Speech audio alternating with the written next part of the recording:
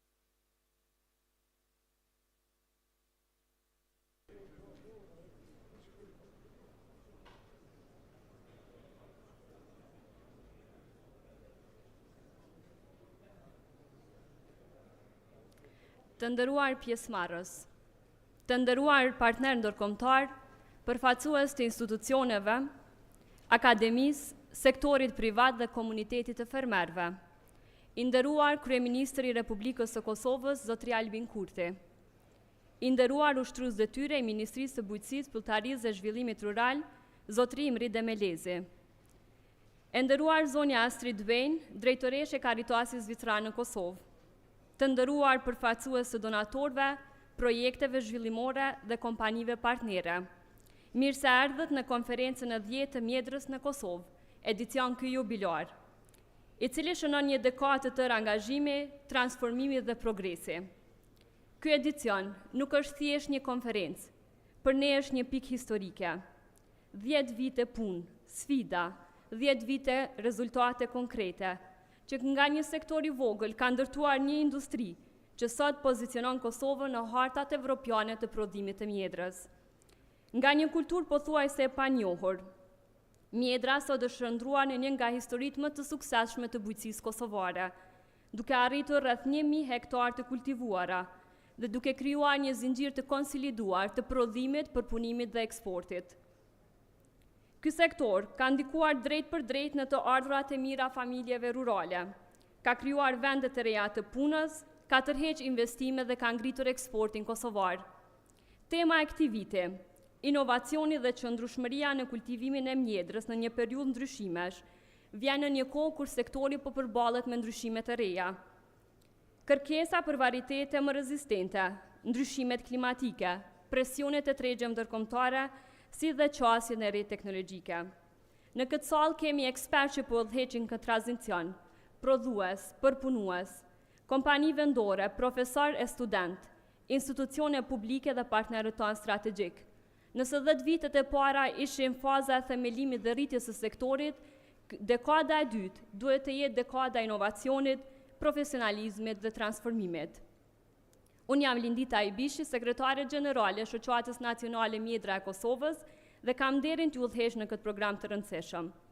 Para se të fillojmë konferencën, me lejoni të shpreh mirënjohjen tonë të veçantë për sponsorin tonë gjeneral të këtij viti. Zyra e Kryeministrit të Republikës Kosovës, faleminderit për mbështetjen e pakurrësyer dhe kontributin e drejtë për drejtë në zhvillimin e kësaj ngjarje jubilare.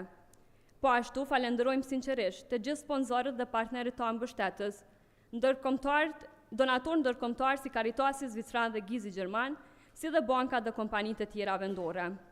Për të hapur konferencën, ftoj për një fjalë rasti Kryeministrin e Republikës së Kosovës, zotëri Albin Kurti.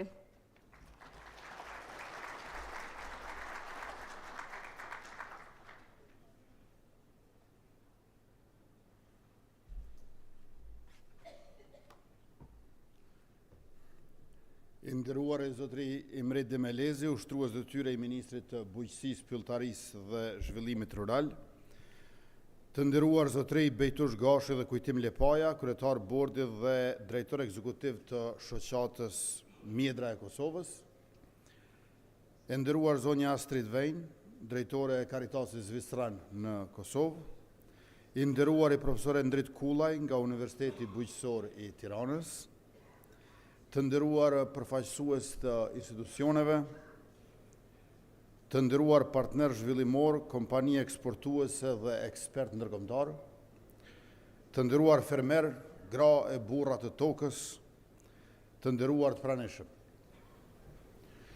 Mirë se u gjetëm në edicionin e 10 të konferencës së mjedrës, një jubilej merituar që përmbledh një dekadë pune, durimi dhe inovacioni.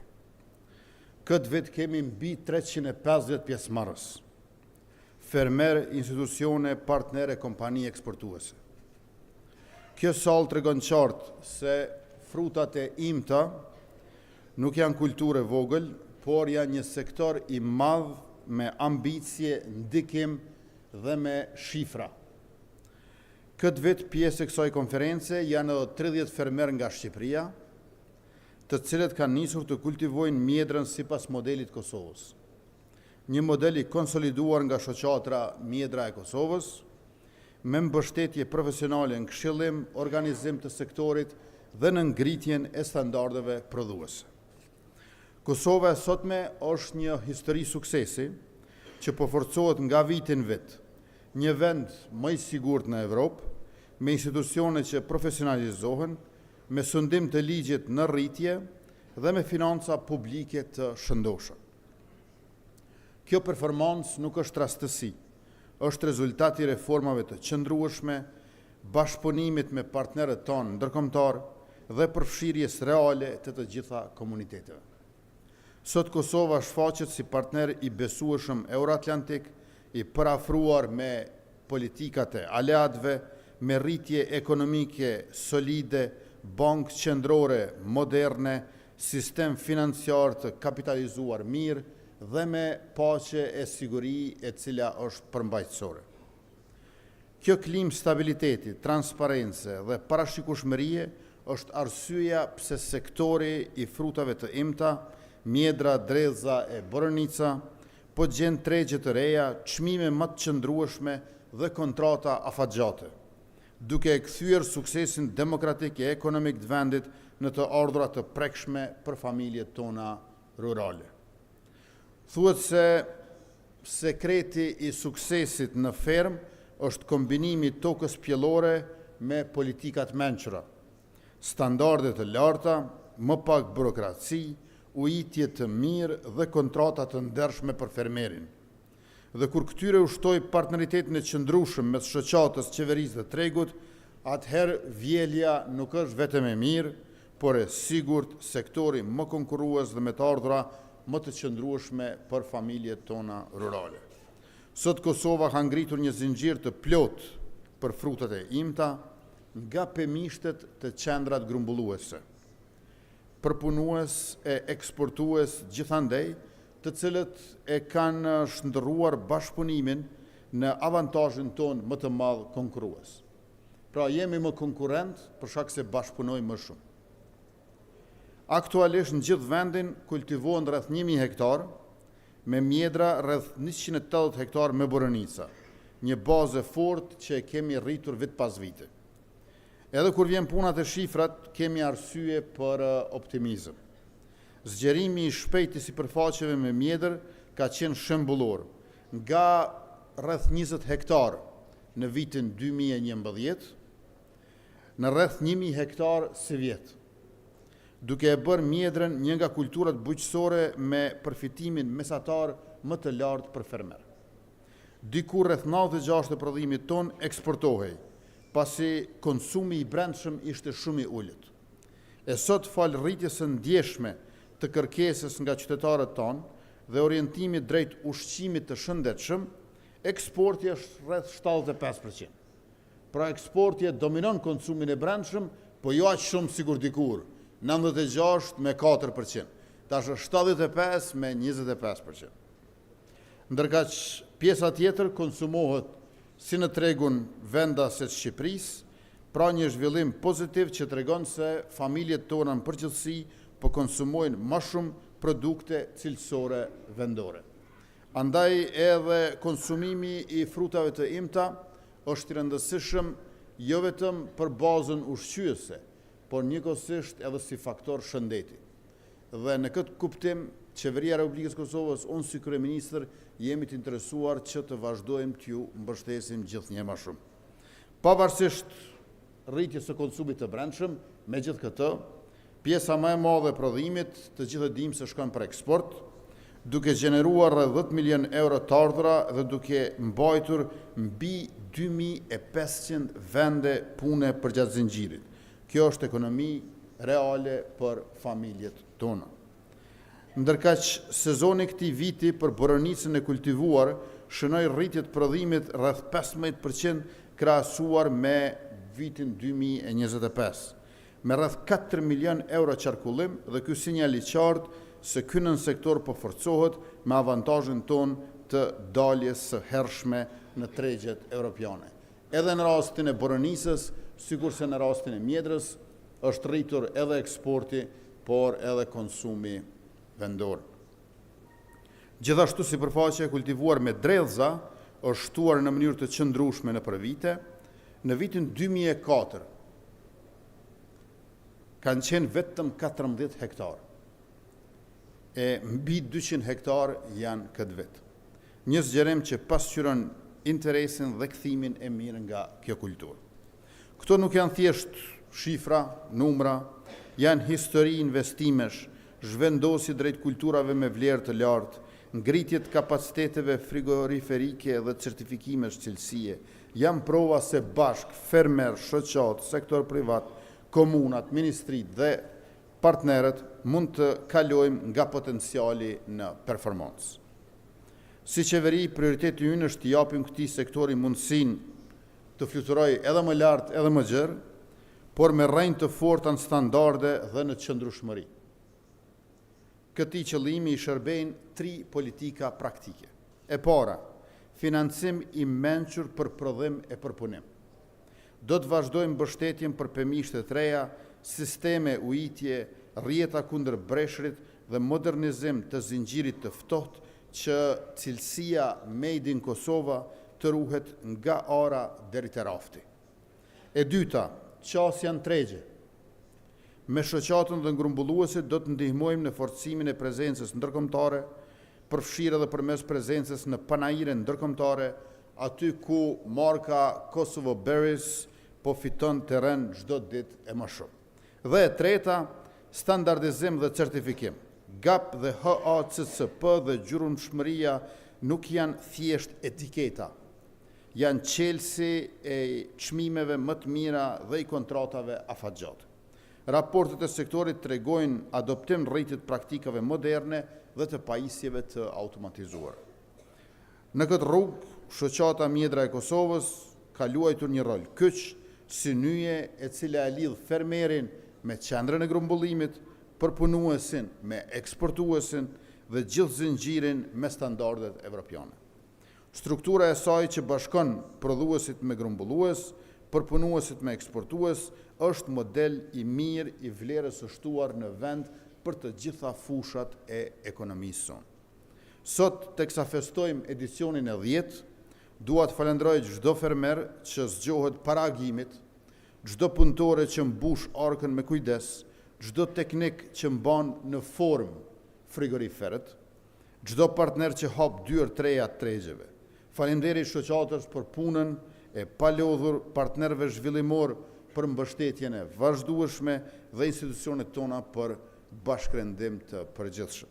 Dhe sigurisht një premtim i thjesht nga qeveria, do të jemi partner, jo spektator. Do të jemi lehtësues, jo pengues. Do të jemi garanci që fruti punës suaj të marrë vlerën që meriton në treg. E pa ta pyetur para disa muajve një fermer se si ke planet e parashikimet për sezonin. E ai më përgjigj që ato janë si boronica, në fillim tha janë të errta, po në fund janë shumë të ëmbla. Le të jetë kështu për gjithë ne, me shumë ëmbëlsi në rezultate, me shumë ngjyrë suksesi në ekonominë tonë. Urime Konferenca e 10 e Mjedrës, uroj punë të mbarë, kontrata të mira dhe sezone të mbara për Mjedra, Boronica e Dredza, që shqiptarët dhe miqtanë në Evropë t'i njohin gjithnjë e më shumë si për cilësi produkti, ashtu edhe për rritje prodhimi. Ju faleminderit e gëzuar.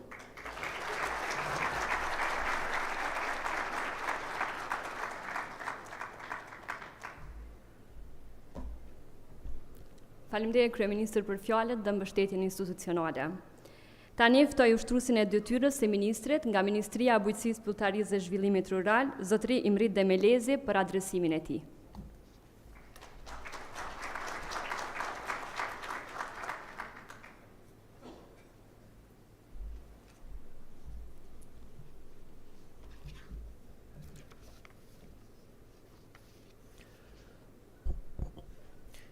I nderuari kryeministër, shkëlqësia juaj zotëri Albin Kurti, i nderuar kryetari shoqatës Mjedre e Kosovës, zotëri Bejtush Gashi, i nderuari profesor Endrit Kullaj nga Universiteti Bujqësor i Tiranës dhe njëherët mentori imi para 17 vite në Universitetin e Bolonjës, i nderuara Astrid Vjen, drejtoreshe Karitasit Zistran për Kosovë, i nderuari profesor Kujtim Lipaja, drejtues ekzekutiv i shoqatës Mjedre e Kosovës, të nderuar fermer, ekspert, përfaqësues të industrisë, profesorë, student, mysafir vendor dhe ndërkombëtar, zonja dhe zotrinj.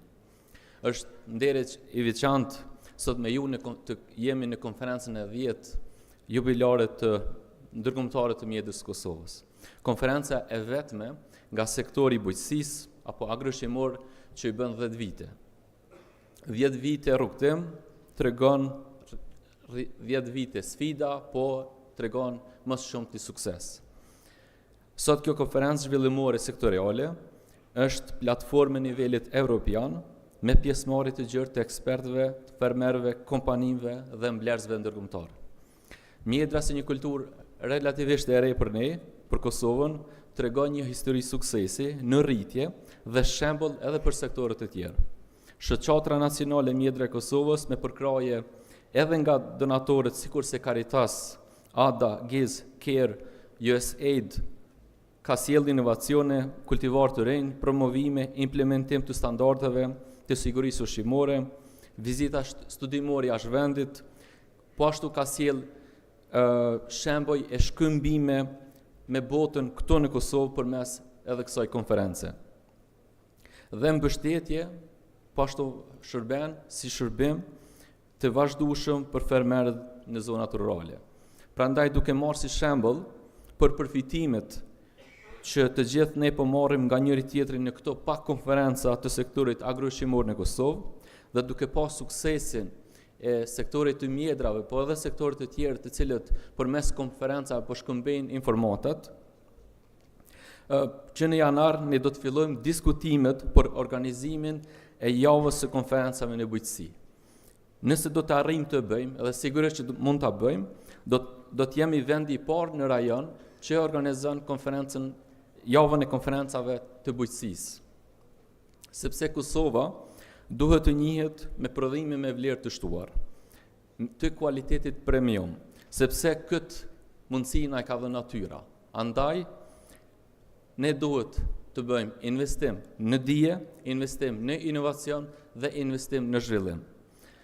Mjedra po tregohet edhe histori suksesi, nga njëherë kundër narrativës që proklamohet, ku në ferma të vogla rreth 2000 familje të involvuara, shumica me nën 40-tare, eksportojnë mbi 75% të prodhimit.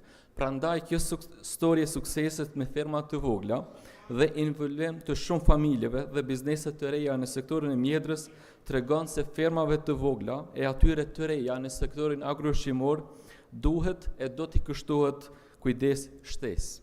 Prandaj përkraja jonë si qeveri dhe si Ministria e Bujqësisë, Pulltarisë dhe Zhvillimit Rural duhet të vazhdoj tutje me fokus të shtuar. Fal këtij angazhimi, sot sektori ka një bazë të fortë, të qëndrueshme dhe të mirë organizuar. Rezultatet janë të qarta, mbi 1000 hektar me mjedër, mbi 10 milion euro eksporti çdo vit, subvencionime dhe përkraje në rritje çdo vit e më shumë, për dallim në vitin 2024, për dallim nga viti paraprak, 200.000 euro janë ndarë më shumë për fermerët e prodhues të mjedrës. Dhe një interes të madh në rritje në të gjitha rajonet rurale të vendit. Interesi për kulturë edhe për kulturat ose frutat e emta po rritet vazhdimisht. Fermerët kanë parë qartë se sektori i mjedrës ofron stabilitet ekonomik dhe potencial të madh zhvillimi. Qeveria e Republikës së Kosovës dhe Ministria e Bujqësisë mbeten të përkushtuara, sigurisht me partnerët tonë vendor dhe ndërkombëtar, sikurse janë Caritasi, ADA, GIZ e të tjera, të mbështesin këtë sektor me politika të mira, të mençura, investime me sipërfaqe të reja, investime në teknologji, sisteme të ujitjes, si dhe mbështetje për fermerët e rinj, fermat e vogla, gratë në bujqësi dhe zonat rurale po ashtu, në mënyrë që ky sukses të vazhdoj edhe në dekadën e ardhshme. Ju falenderoj për punën e palotshme, për besimin që keni dhënë në mjedrën e Kosovës dhe në prodhimet e Kosovës. Ju uroj shumë sukses në këtë konferencë dhe në sezonet që vijnë po ashtu. Ju falenderoj shumë.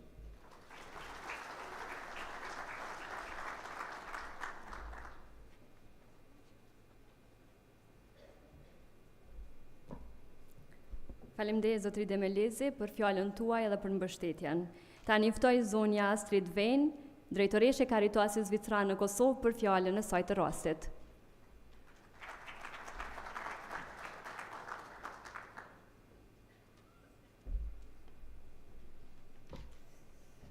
Honorable Prime Minister Kurti, Honorable Acting Minister of Agriculture, Mr. Demelesi, distinguished President of the National Association, Mjedres Kosovo, Mr. Gashi, and the very active Director of the association, Mr. Lebaya. Dear representatives of agro-businesses, farmers, and international experts also joining this conference. It's a privilege for me as a representative of Caritas Switzerland to be part of this 10th Raspberry Conference. 10 years is a significant milestone. In agriculture, a decade isn't just a measure of time. It is a measure of resilience. It represents 10 cycles of planting, 10 seasons of harvest, and 10 years of overcoming challenges together. Since the very first Raspberry Conference, Caritas Switzerland has been proud to walk this path with Mjedres Kosovo. The first conference was organized by Caritas. We have watched this event grow from a small gathering into the powerful platform for exchange and innovation that we see today in this room. At Caritas Switzerland, our mission is clear. We believe that true development happens when a family has a steady income and when young people see a future for themselves right here in their own country, in their communities. With our support, we want to ensure that all people, men, women, youth, are not just participants in the labor market, but that they are leaders in the economy. For our current area project, funded generously by the Austrian Development Corporation, we are seeing tangible change. We have supported 8 hectares of new raspberry orchards. We have supported almost 6 farmers with their farming packages, out of which half of them were women farmers. To strengthen the value chains, we have supported plenty of exchange visits, sales missions, and buyers missions. These aren't numbers to us. For us, it is important to see local businesses growing with confidence. Our role is to help to bridge the gaps. Together with Mjedres Kosovo, institutions, and other key players in the market, we are focusing on providing training and certifications for food safety standards, building trust between farmers and buyers through contract farming models, and critically, we are introducing climate-smart technology, because we all know that the weather is becoming the most unpredictable partner, and we have to deal with climate change. None of these efforts can be tackled alone. We cannot grow a sector without a government providing the enabling environment. First, for this, I would like to really thank the government of Kosovo, particularly the Ministry of Agriculture, for your openness to collaboration and partnership. And of course, I would like to thank the Austrian government for their unwavering belief and support in Kosovo's rural economic development and potentials. Raspberries are a delicate fruit, and the success of these sectors, which the Prime Minister has really well described in his speech, happens when hard work meets the right support. Caritas Switzerland is proud to have been part of your past, and we are committed to be part of your future. I wish you all a productive conference, fruitful discussions, and insightful exchanges of experience, yeah? And a successful 10th conference of raspberries. Yeah? Thank you very much.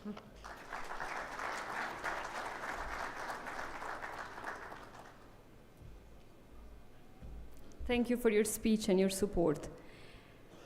Tani filloj me konferencën zyrtarisht. Ftoj zotëri Kujtim Lepaja për të bërë prezantimin e parë, I cili do të na jap një pasqyrë të qartë të sektorit, bazuar në të dhëna, përvojë dhe në realitetin e terrenit. Prezantimi titullohet Mjedra në Kosovë, nga sfida tek qëndrueshmëria.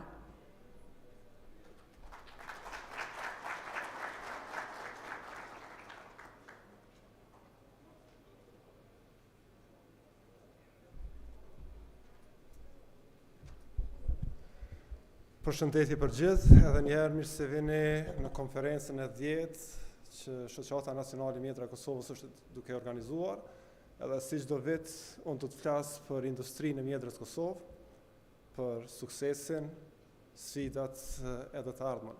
Edhe shpresoj që do ta keni një pasqyrë të qartë sa I përket industrisë në vendin tonë.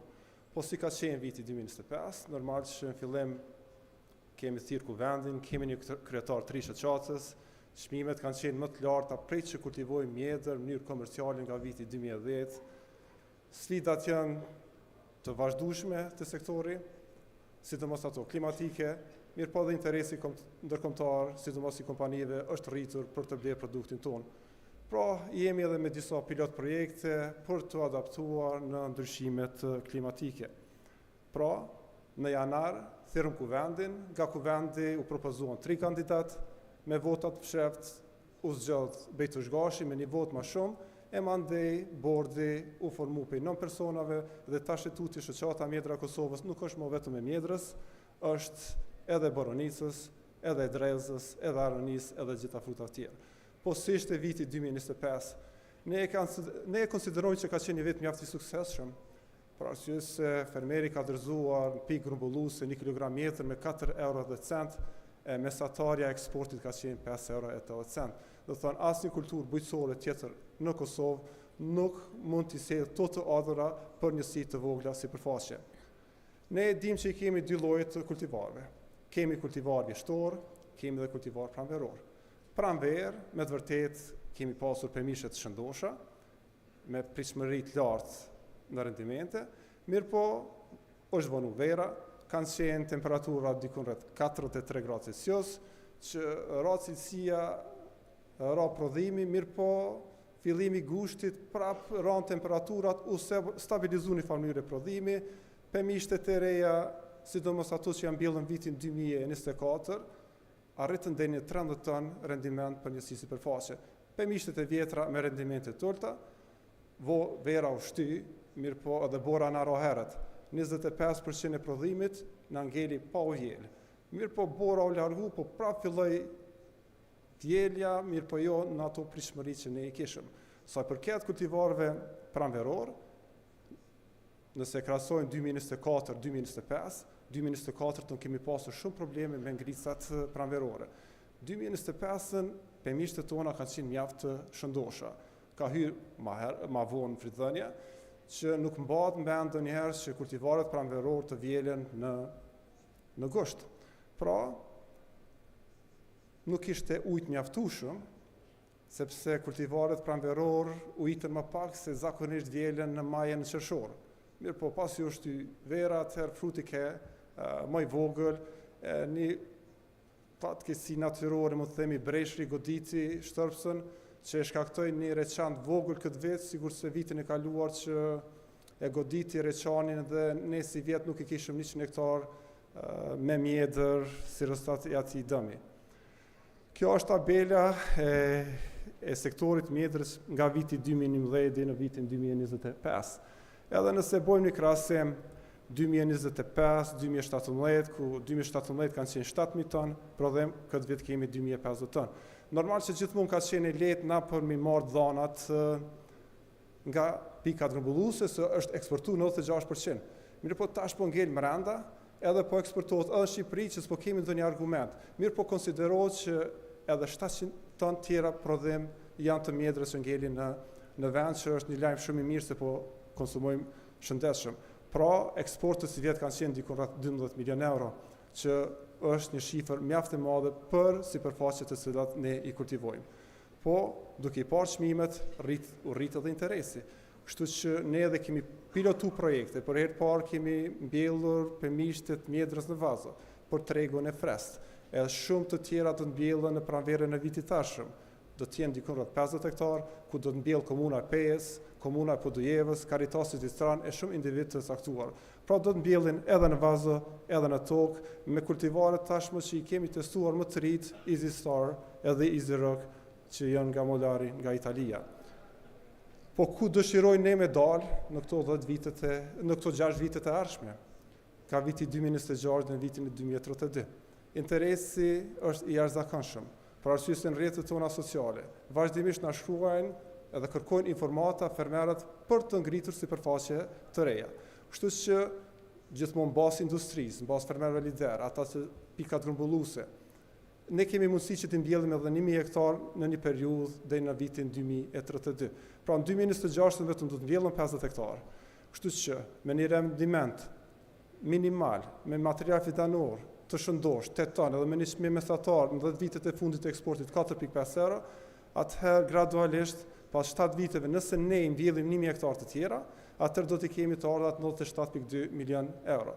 Neve na nevojitet vetëm material fitanor, cilësor, agrotekstil dhe sistemi ujitjes. Për të arritur këtë, neve na nevojitet një koordinim në mes të qeverisë qendrore, lokale, donatorëve, investitorëve, pika grumbulluese dhe fermerëve për të arritur këtë qëllim final. Një shembull du me marrë nga Maroko, para 2 javë është mbajtur konferenca më e madhe, ku kanë marrë pjesë nga gjithë bota, edhe Agadir është një rajon pothuajse përballë Portugalisë, është 1.9 herë më e madhe se Shqipëria, 5 herë më e madhe se Kosova dhe qarkullojnë 487 milion euro brenda vitit vetëm nga mjedra. Pra, ata janë në Afrikë, ndërsa ne jemi në Evropë. Pra ne kemi potencial, edhe këtë potencial, këto favore klimatike që i kemi, ne do t'i shfrytëzojmë. E sa i përket tregut është shumë e lehtë. Pra, ne vazhdimisht marrim pjesë të panajire ndryshme, ose si vizitor, ose si ekspozues. Dhe tashmë po e dim për mjedrën e Kosovës. Edhe si rezultati i këtyre panajireve, sot e kemi një panel shumë të fuqishëm, që nuk e nërë vetëm me kontraktu frutin, po edhe si investitor potencial për lëndën e parë. Pra, kemi kompani që qarkullojnë me miliarda panel, jo me miliona. Kështu që i kemi shumë investitor serioz që do të diskutojnë në panelin e dytë sa i përket industrisë edhe bashkëpunimin të ardhme me kompanit këtë rast që kemi nga Franca e Holanda, mirë po kemi edhe kompani nga Spanja të cilët janë të interesuar për mjedrën e cila kultivohet në Kosovë. Prezentimi im pak është multitematik sa i përket mjedrës, na gjithmonë për me mbjell, na kemi për bazë analizat e tokës dhe analizat e ujit. E këtë vit jam marrë shumë me analizat e ujit, pak a shumë i këshilluar fermerët për cilësinë e ujit. Kështu që po e marr një shembull, edhe fermerët ta kenë parasysh se sa i rëndësishëm është. Muajin e kaluar e pata në fshatin Dobratin Podjevës një trajnim me fermerët. Aty ishte edhe pronari pikës grumbulluese. Edhe duke ja matur analizat e ujit, ai tha kujtim këta që pas kanë analizat e ujit mira, këta po mbin mjedër edhe më cilësore, edhe në sasi karshime ata tjerë që nuk i kishin adekuat. Prandaj, gjithë ata fermerë që nuk i kanë analizat e ujit, mund në arë shoqatën tonë, e kemi një aparat mjaft mirë që mund mja realizu pa pagesë edhe t'ju këshillojmë se si me një investim tëllë ta ktheni ujin në ato kushtet optimale që pari kërkon mjedra. Normal që jemi në një periudhë ndryshimesh, kështu që neve na nevojitet që t'i adaptojmë edhe pemishtet tona, të adaptojmë në kushtet e reja. Washington State University që ne kemi bashkëpunim është duke përdorur 3 metoda: ujitjen freskuese në formë të shiut, biostimulant edhe hjezim. Ne jemi duke i testuar 2, përdorimin e biostimulantëve dhe ujitjen freskuese në formë të shiut. Kemi kontratë me një kompani italiane për t'ja testuar produktet dhe me rezultatet tona, ata i promovojnë produktet e tyre në Evropë. Kemi arritur një përqindje 7.7% më shumë prodhem se sa pjesa ku nuk është trajtuar biostimulantët, që në mënyrë vizuale është shumë vështirë që të dallohet, mirë po në rendiment edhe në gjithë fermerit dallohet. Një pilot projekt tjetër shumë i rëndësishëm që kemi filluar këtë vit ka qenë përdorimi i ujitjes në formë shiut apo freskues në pemishtet të mjedrës në fshatin Radavs të Pejës, ku ne kemi instaluar një sistem, ku kemi përdorur një protokoll, kur temperaturat kanë qenë 27 gradë Celsius, është lëshuar, pra rreth orës 10, çdo 30 minuta nga 1 minutë deri në orën 4 pas dite. Asesi nuk është lëshuar në orën 1 për të shkaktuar djegje, apo dhe pas orës 4 për të shkaktuar smundje fungale. Mirë në bazë të eksperimentit ton, 28.2% ka pas prodhim më shumë me pemishtin krahasuese që ka qenë 300 metra larg në vija ajrore me metodologjinë e njëjtë, me material vidanor të njëjtë, agrotekstil, pothuajse analizat e tokës të njëjtat, kështu që menjëherë fermerët filluan ti adaptojnë dhe ti instalojnë në pemishtet e tyre, e kjo është një fotografi nga një pemishte në një fshat të Prishtinës. Mirë me këtë projekt na aplikuam në një projekt të Bashkimit Evropian. Nga 726 projekte në gjithë Evropën, ne u zgjedhëm në finale. Nuk ishim fitues, mirë për neve ishte nder si shoqat bujqësore e vendit tonë të paraqitemi në Bruksel për të prezantuar projektin tonë. Shkurtimisht do ta ndëgjojmë një video që është rreth 1 minutë që është paraqitur atje, por për të dëgjuar edhe jo se si kanë ecur procedurat.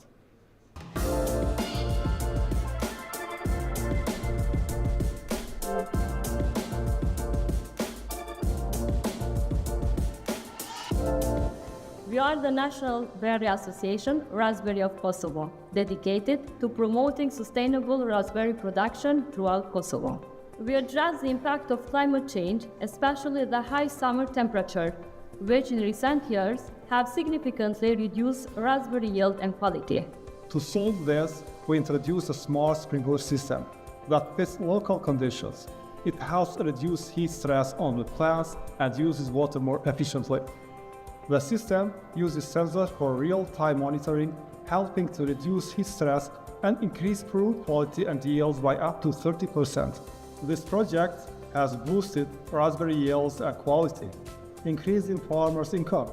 Overall, it strengthened climate resilience and promoted environmentally friendly farming. It benefits the community, preserves the natural landscape, and ensures equal access to technology and training for all. Normal që gjatë vitit organizojmë shumë aktivitete, një për promovime më të fuqishme që bëjnë është java mjedres, ku kena organizuar ditën e mjedres në Radha Spejes, me shumë aktivitete, me çmime promocionale në rrjetin e marketeve tona, gjithashtu donacione në pediatri edhe në shtëpi të plazhve. Shumë aktivitete edhe për pemë tjera tem të Aroni, Drezë, Boronic, që na presin shumë punë edhe në vitet e tjera. Mirë na tash kemi edhe një mundësi inovative. Zbashku me drejtorin ekzekutiv të shoqatës organika, Fatana Gafsi, kemi realizuar një vizitë në Holandë në pemishtër më të madhe fotovoltaike në Evropë, ku kultivohet mjedra. Kështu që na jemi në procedura, shpresoj që ky model çfarë jeni duke parë, vitin ardhshëm kur takohemi për konferencën e 11, të jenë fotografit nga pemishtet tona. Nga këta 9 hektar, përfitime shumë dhaja nga mjedra në tokë, e energji për 2800 familje. Kështu që nëse arrim të realizojmë këtë, si pilot projekt fillimisht, do të jetë pilot projekti i parë, jo vetëm të ne në Kosovë, po edhe në Ballkan. Normal që profesori Ndrit do të fletë për Shqipërinë, mirë po ministri e përmendi që ka pas udhëheqës shkencor në Universitetin Bolonjës, e unë kam pas udhëheqës shkencor në Universitetin Bujqësor të Tiranës. Kështu që kam tentuar që 10 vite bashkarisht kemi mbajtur leksione të ndryshme, pothuajse në sistën qark të Shqipërisë, mirë po në 2025 u mbjellën 4 hektar. U mbjellën në Korçë, Peshkupi, Kokës e në Tiranë ishin edhe më herët, u stabilizuan pemishtet, frydhënie, u rrit interesi. Kështu që kam qenë i angazhuar dhe besoj që Shqipëria do të jetë një lojtar mjaft i rëndësishëm i sektorit të mjedrës në Evropë. Prezantimin tim po e përmbylli me ata më të mirët, fëmijët, për arsye se kopshtet e fëmijëve na shënojnë shkollat fillore të ulta për të organizuar vizita në përpemishte, në pika grumbulluese, që të dinë më shumë fëmijët për ushqimet të shëndetshme siç është mjedra. Dhe ne nuk hezitojmë asnjëherë për arsye se ata janë e ardhmja e disa do t'jenë konsumues, e disa të tjerë ndoshta do t'jenë edhe fermer. Pra ky është prezantimi im, unë dëshiroj t'ju falenderoj gjithëve, për arsye se sot jemi këtu, falë fermerëve që janë shumë punëtor dhe na kanë mburr me punën që e kanë bërë. Falenderim gjithashtu për kryeministrin, i cili qëndroi në prezantimin tim dhe për mbështetjen që zyra e tij ka pas në organizimin e konferencës së 10 të mjedres. Faleminderit edhe një herë dhe shpresoj që do të kaloni mjaft mirë në këtë ditë të konferencës së 10.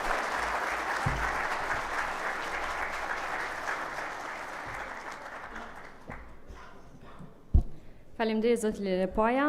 Për shkak të agjendës së ngjeshur, e lirojmë kryeministrin të largohet. Faleminderit shumë për pjesëmarrjen edhe për bashkëpunimin.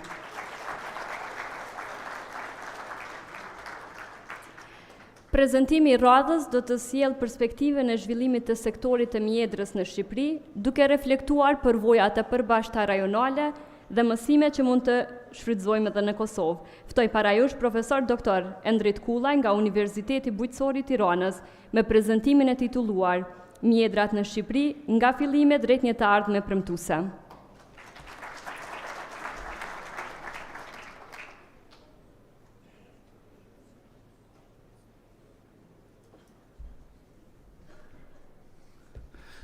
Mirëditë të gjithëve,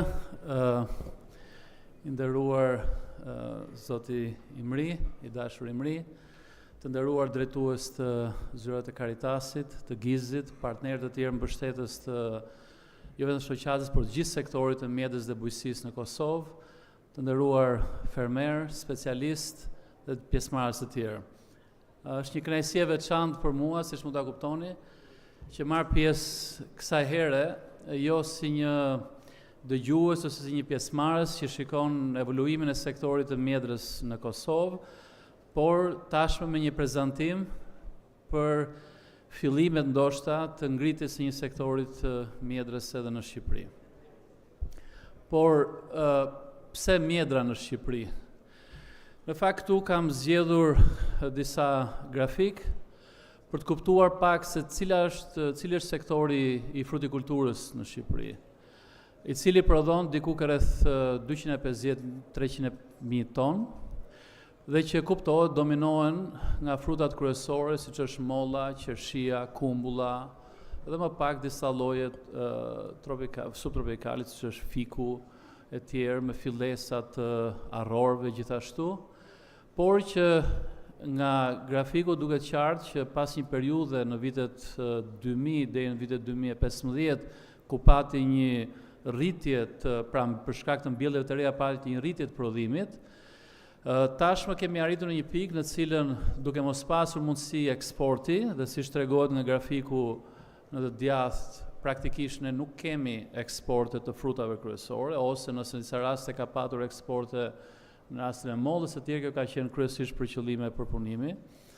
Atëherë tregu i brendshëm nuk arrin të absorbojë këtë sasi, pra oferta në raport me kërkesën e tregut është shumë e lartë, dhe çmimet e këtyre frutave, pra molla, qershia, kumbulla e tjerë, kanë qenë shpeshherë gati nën kosto, duke krijuar një braktisje të frutikulturës në përgjithësi.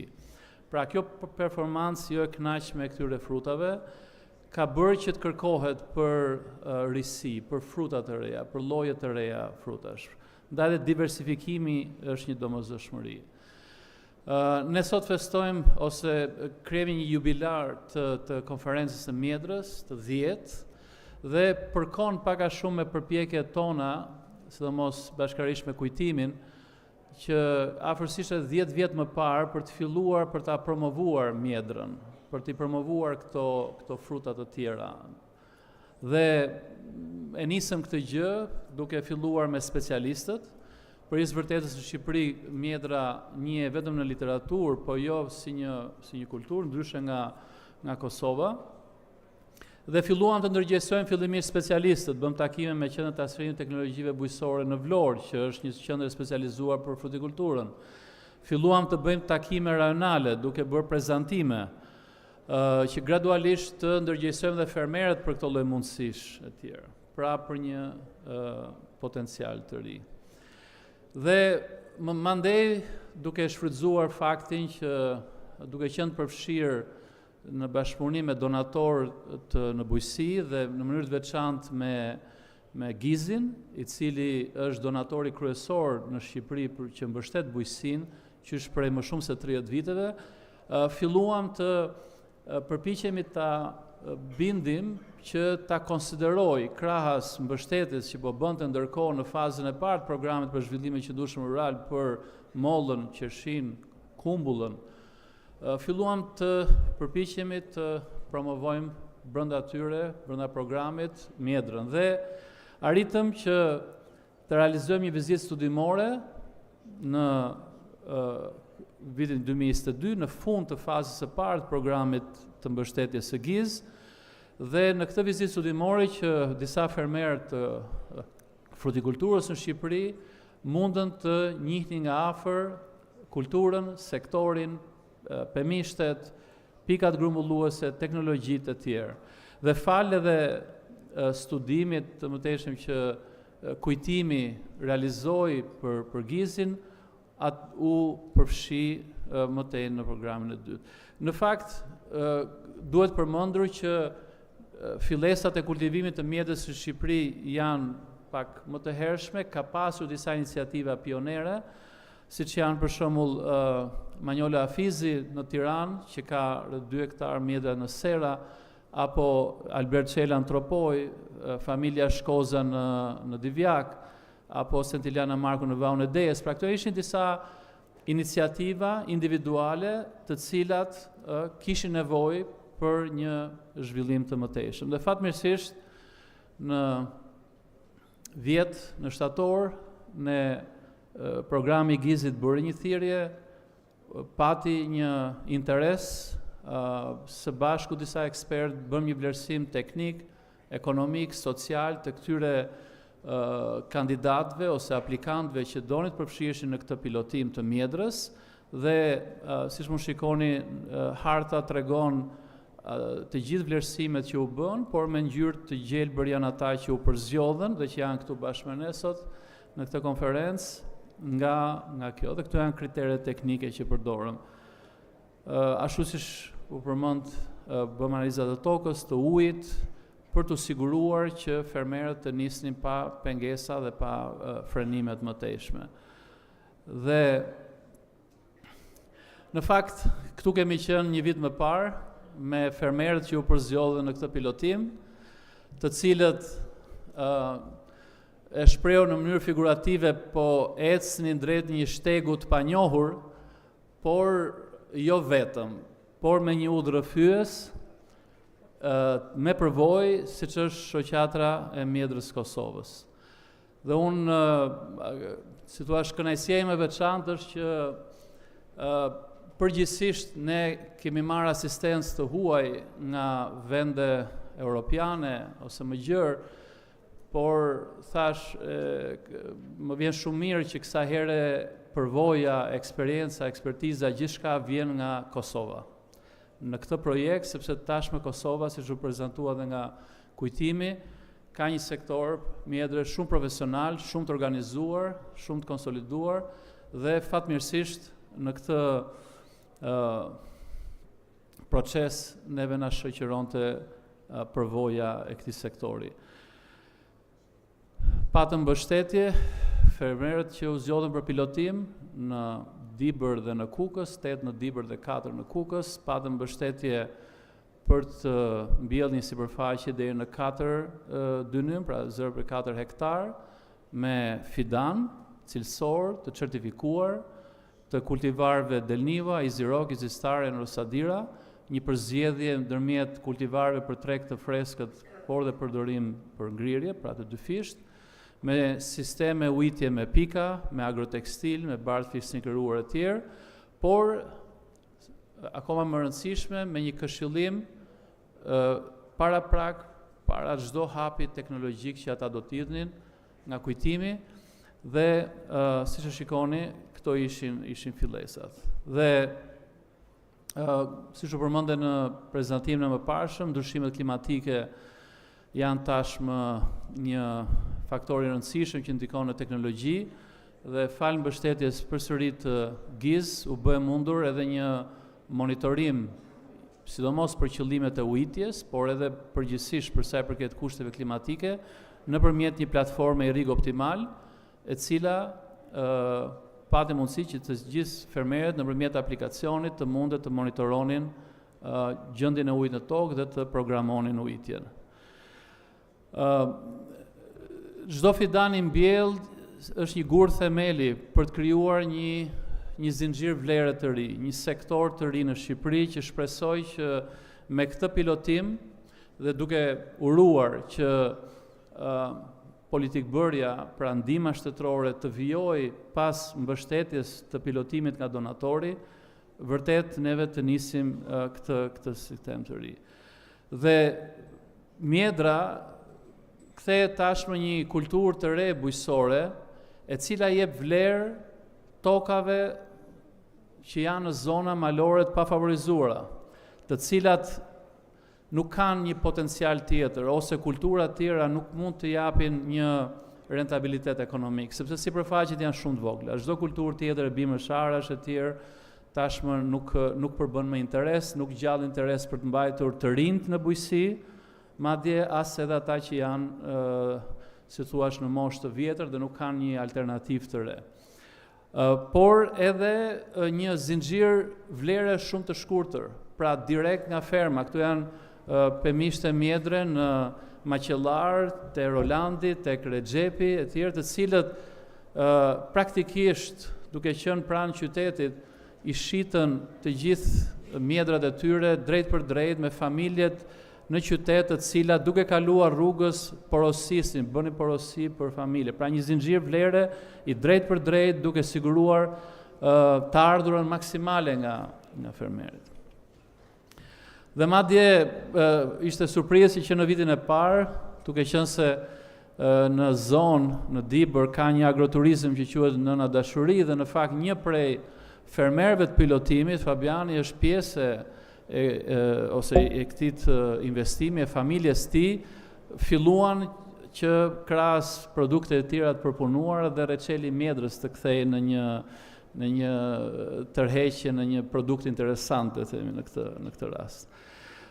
Në fakt, pilotimi vajti përtej Dibrës dhe Kuksit, sepse me iniciativën e tij Oltjan Shaholli nga Boskopi, i cili ishte një pjesëmarrësve në vizitën studimore që unë përmenda në Kosovë, mbolli 0.5 hektar, duke shfrytzuar sigurisht të njëjtët fidan e tjerë të prodhuar, por me iniciativën e tij, si thua, e përfshiu për herë të parë mjedrën në peizazhin bujqësor të Korçës, e cila është një nga zonat më bujqësore më të rëndësishme në Shqipëri dhe më intensive. Dhe ne shpresojmë shumë që Oltjanin dhe fermerë novator që provojnë, që duan të krijojnë risi, do ta ndjekin dhe tjerë, dhe për këtë arsye Gizi do të mbështesë një pilotim edhe në Korçë gjatë vitit 2026 për fermerë të rinj që duan të ndjekin të njëjtin shembull. Dhe në fakt në Shqipëri ka një treg të konsoliduar. Ndonse thash më herët që fermerët ngurojnë sepse është një kulturë e re, është një treg i ri, i panjohur për ta, por Shqipëria importon nga Kosova rreth 300 ton. Pra kjo do thotë që ka një treg që kjo mund të zëvendësohet nga Shqipëria. Dhe një treg potencial i cili mund të arrijë në 10 milion në sezon për shkak të turizmit. Dhe pavarësisht çmimeve që janë dukshëm më të larta në marketet e Tiranës këtu, si produkte, si thua, si fruta të veçanta, një produkt të rrallë e tjerë që ka një kërkesë konsumatori ose një segment konsumatori që është interesuar ta blej, fermerët tanë që bën pilotimin tregtuan me një çmim të freskët, kuptohet nga 7 deri 11 euro, edhe pa shumë përpjekje. Dhe patëm njëkohësisht edhe një lajm të mirë që Lidl, e cila po synon të hyjë në Shqipëri,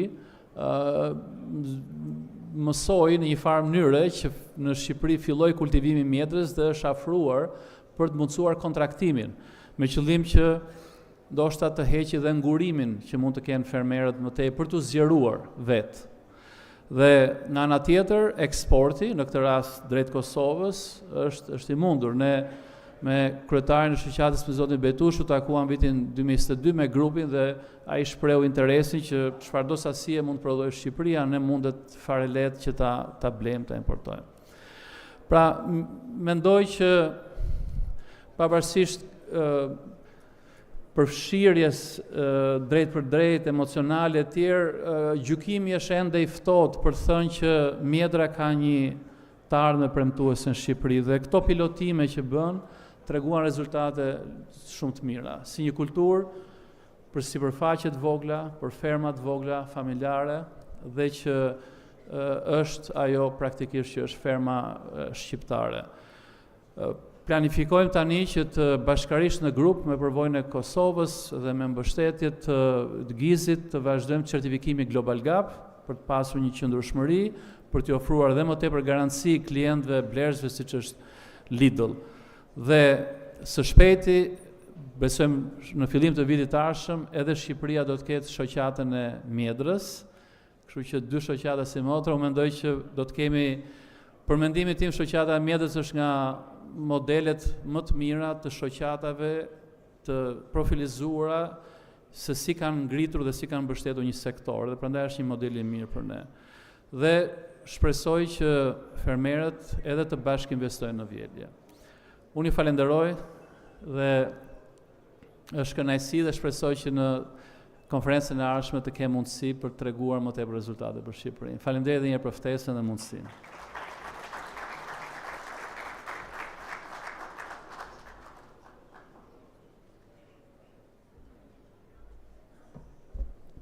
Faleminderit profesor për prezantimin tuaj.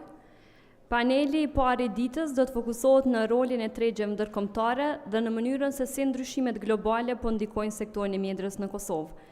Panelistët përfaqësojnë kompani me peshë të mëdha në industrinë globale të pemëve temta. Ftoj para jush zotri Mark Wood, ekspert i bujqësisë nga Greqia, Gerrit Sonder Jensen nga Holanda, Novica Kostic, Andros nga Franca. Diskutimi do të moderohet nga zotri Fatmir Selimi, ekspert i bujqësisë në Kosovë.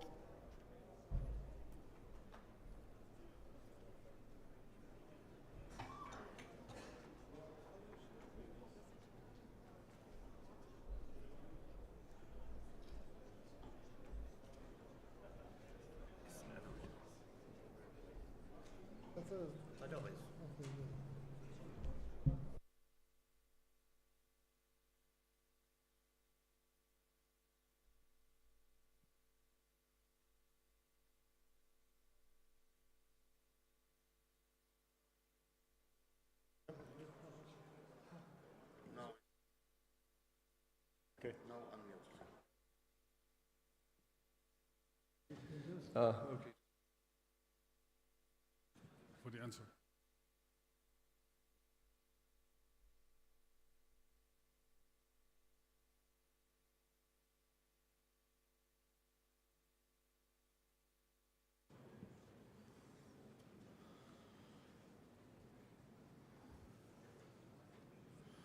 Are we ready? Okay. Mirëmëngjes të gjithëve. Good morning all. Thank you for coming. It is a great pleasure today to have such a distinguished guests in this panel to discuss about innovation and sustainability of berry sector. So, to start from with Mark, who used to work here and he knows the sector very well, I want to ask you, Mark, about the change. Always when you were working here in Kosovo, you were talking about the change and how we can change the agriculture sector in Kosovo. What do you see? What is the change that berry sector has to do to grow? How to finance it? Who are the investors? What is the challenge to have sustainable development? How do you see the future of the sector? Thank you.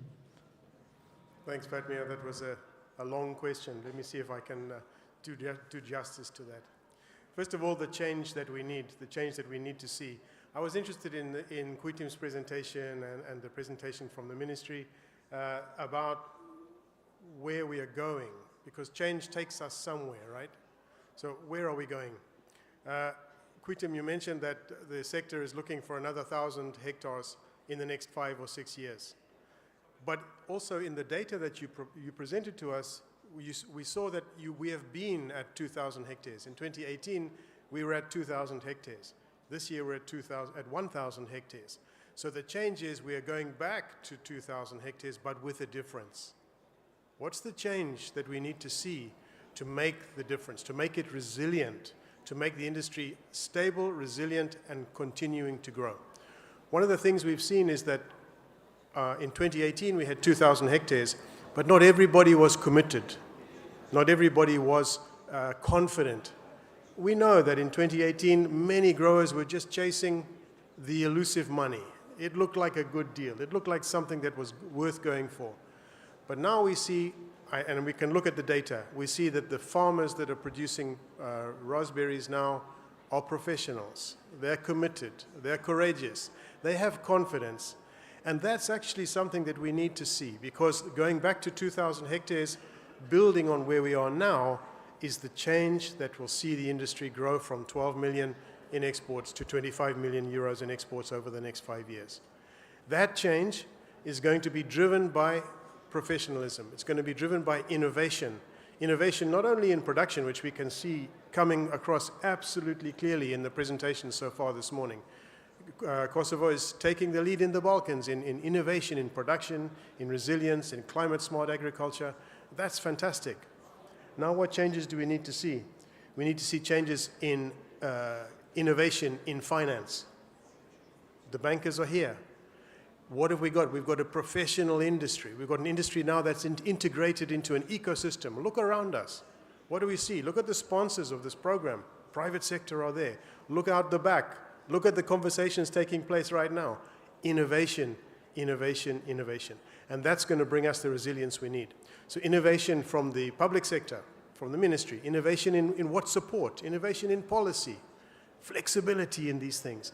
That's going to support the industry to make a robust change in production systems, and the ecosystem will then grow on the basis of professionalism. So that is just a basic outline, Fatmir, of what I see. Change is possible. Change is happening.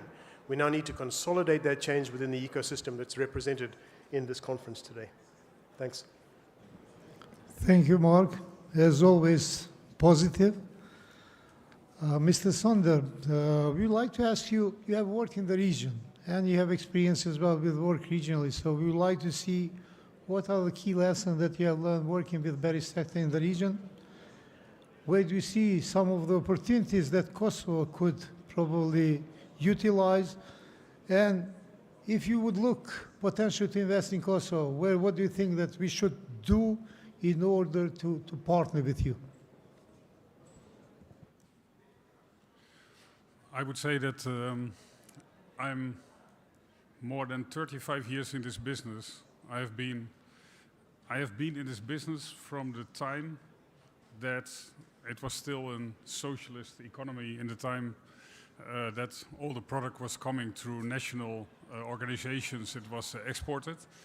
I have seen market developments in different areas, in Serbia, in Poland, in Ukraine, and I can say that Kosovo at the moment has the momentum. You have the key in your hand.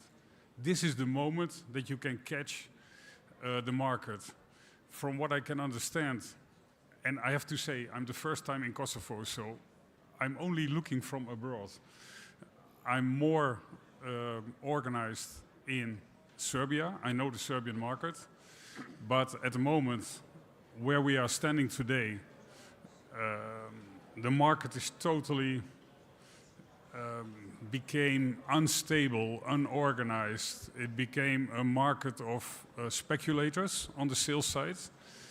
And if you as Kosovo growers can unite yourself into a system where you are selling your product as, I would say, Kosovo export and give it a Kosovo stamp, put a stamp on it and say, hey, we are Kosovo, and we are selling and we are selling and bringing the marketing of this product to the market, you can be ahead of all the others.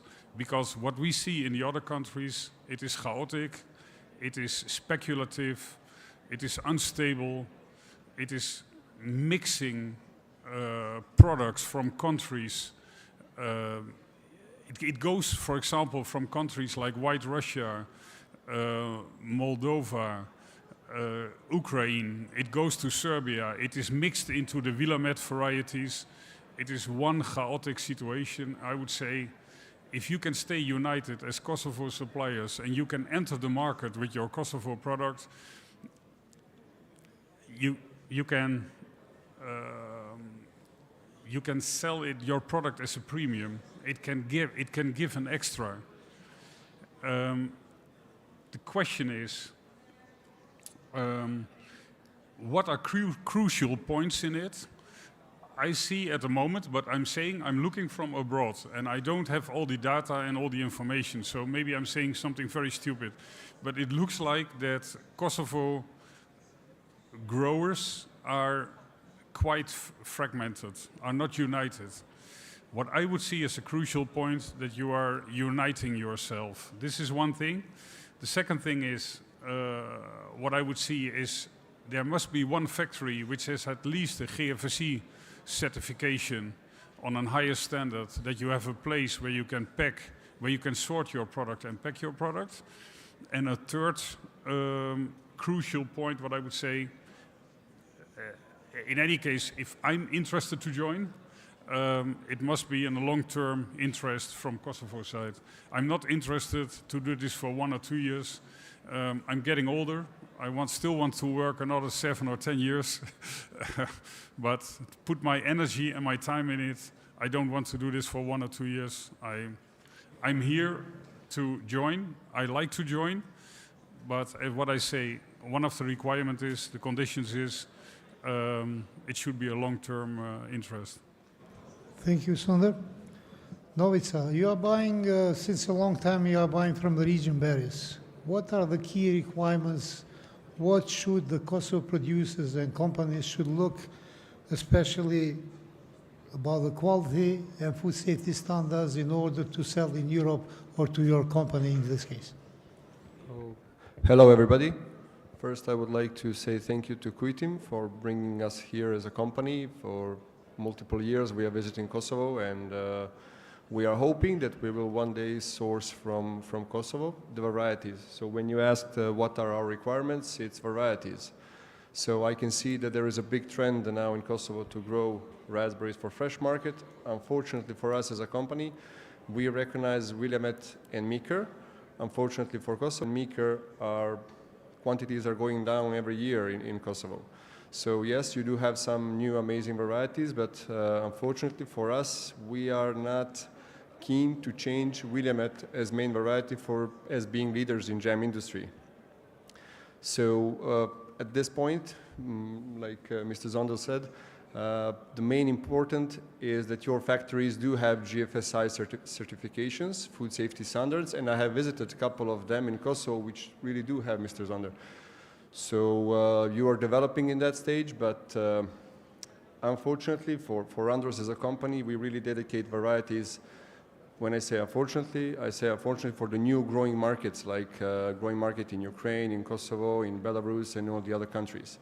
So as we are being asked by Mr. Kujtim to test some varieties, we are now undergoing tests of Del Niva variety, and we are hoping that in the future it will be a change in our industry to have some Del Niva varieties to be comparable to Willamette.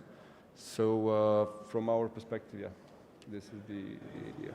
Thank you, Novica. You're welcome. Mr. Sonder, what do you think, what is the key to success to the sector?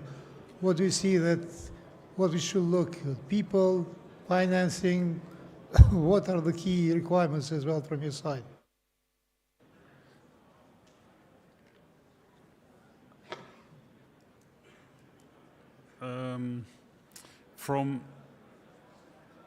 From what I can see is I see that at the front side, so the point from the field, let's say, you have the people. I see you have quite nice yields per hectare. The quality, I'm not doubting about the quality is okay. Financing is an issue with which I'm personally myself handling daily. Nothing is done in this business without financing. So I'm used to this. I'm, so to say, sponsored by Rabobank Netherlands, which are funding us quite a nice loan for financing. Knowledge, I have no doubt about the knowledge in the field. From what I can see and what I can recognize, this is definitely okay. But the most important part of being present here is you need to unite yourself. You need to, if I may say, and I hope I'm nobody offending here, but you have to try to get away from the Serbian market. I'm only talking about the frozen industry, not about the fresh industry. Fresh I don't know anything about. But frozen I can say that the majority of the Kosovo product is going as a let's say what they call original, as an original product to Serbia. This is something what I would say you have to stay away from, because the only thing you are adding here in this at your side, you are growing it, perfect, but then the only what you do is you bring it to minus 21 degrees Celsius, and then what are you doing then? Then you sell it to Serbia for I don't say half of the money, but you could make more if you could find a way directly to the final user. And the final users are, I can also say, looking around for stability. What happened in the last 2-3 years in Serbia is definitely not stability. And I'm now speaking from the customer side, from the side where the retail market, the jam industry, yogurt industry, freeze drying, they are quite, so to say, ready with Serbia, because pricing is not stable. It's giving a lot of troubles. The sector itself in Serbia is also not very healthy. So I would say, take your chance, go direct to the market. And this is, from what I can see, is the most important part of the whole investment. Go to the market, choose and find the final place. Be the supplier of the product who is supplying the raspberry as 95.5 or 90.10 into a 450 gram poly bag in Albert Heijn in the Netherlands or Carrefour in France. That is where your market is, and that is what I'm seeing as the most important part of the investment here. Thank you, Mr. Sonder. Novica, as we are talking about the regional cooperation, do you think that we have some strength to work together regionally, or you agree with Mr. Sonder that we should focus probably on some other markets rather than doing what we are doing as a long time? But we already work regionally, right? So, like Mr. Sonder said, yes, you can try to be independent from Serbia. I'm coming from Serbia, so I speak for myself. No, it's not dependent. No, it's you brought some really good points here. So, but behind the doors, as I'm being based in this region, there are many things that you don't understand under the radar, under the market, and why do the companies from Kosovo needs to behave like this, you know? So yes, try to move away from Serbia in quantities. Unfortunately, for you, French market is valuing special varieties. I have to bring that again, sorry, especially in strawberries and raspberries.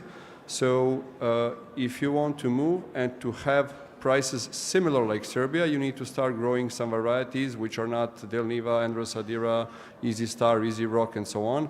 But I know that fresh market for you is really good opportunity for farmers to actually earn more money than for the IQF industry, because you have a lot of seaside in Albania, you have in Montenegro, you have in Greece, so you can export really, and farmers can take more money, right? We are here talking about the farmers and their opportunities. We are not here talking about the opportunities of the companies. Sure, we would like to have opportunities, but... Thank you, Novica. You're Mark, recently you have evaluated contracting and financing for the agriculture sector. What do you think, what are the main findings and recommendations you would suggest for this sector in regard to that? Yeah, thanks, Fatmir. So the previous comments about being the supplier of choice, being in the market, addressing the market requirements is really crucial.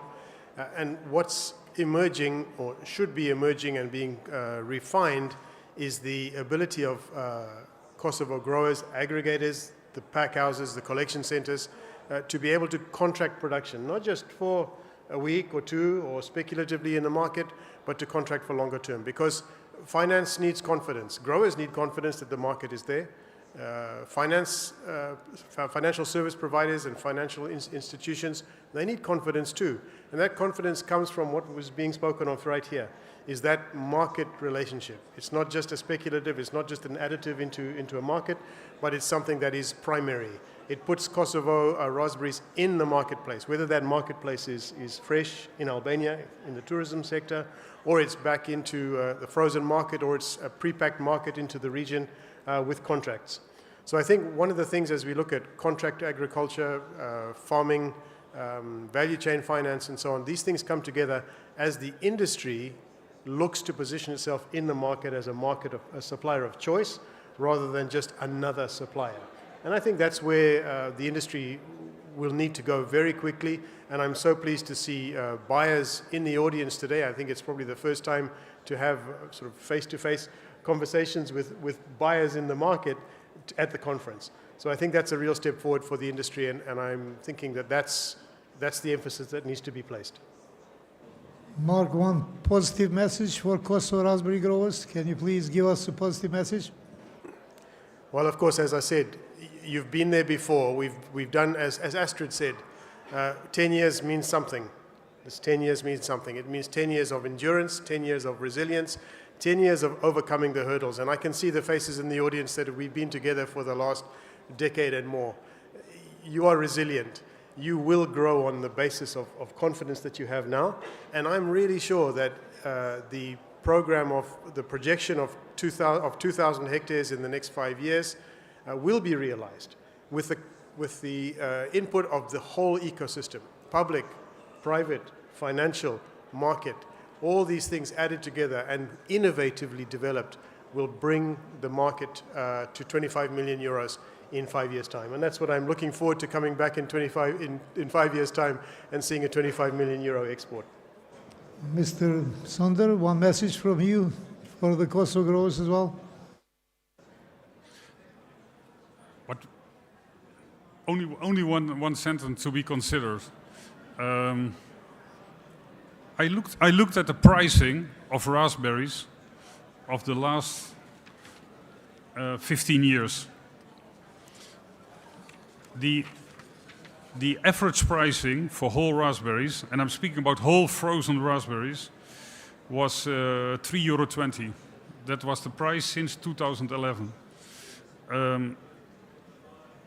I know that the pricing today, but this is only a moment of today, of this year. This will not stand forever. Today the price is 6.5. We could consider to close, and this is only for consideration, we could consider a contract for 5 years with an average price of €4.5.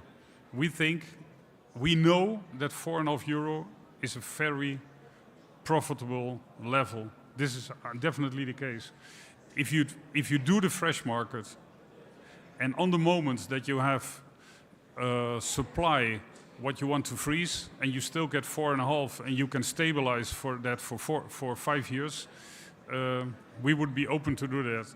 So with this, I would like to finish just for consideration. Okay, Novica, as well, one message from your side. One message from my side: keep up the good work and support Raspberry Association and Quitim. Thank you so much for participation. Thank you, thank you. It was a pleasure to have you in this panel. I hope that you got the message as raspberry growers, and I hope that we'll be able as well to collaborate in the future. Faleminderit shumë. One big applause for my panelists.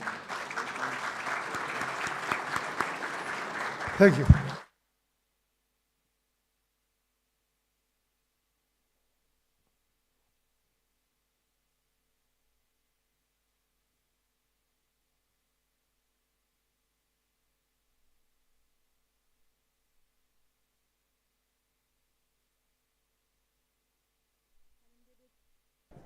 Faleminderit shumë për debatin konstruktiv. Ju lutoj të gjithë që jeni jashtë sallës me mbajt pak qetësi që t'i respektojmë panelistët edhe prezantuesit.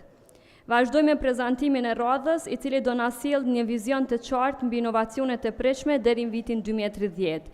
Ftoj para jush zotëri Hans Pujik nga kompania Bright Berries nga Holanda për prezentimet Mjedra 2030, inovacioni, gjenetika dhe zhvillimi i qëndrueshëm.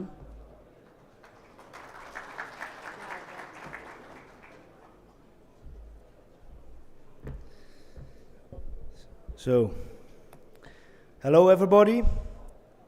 Thank you for the invitation.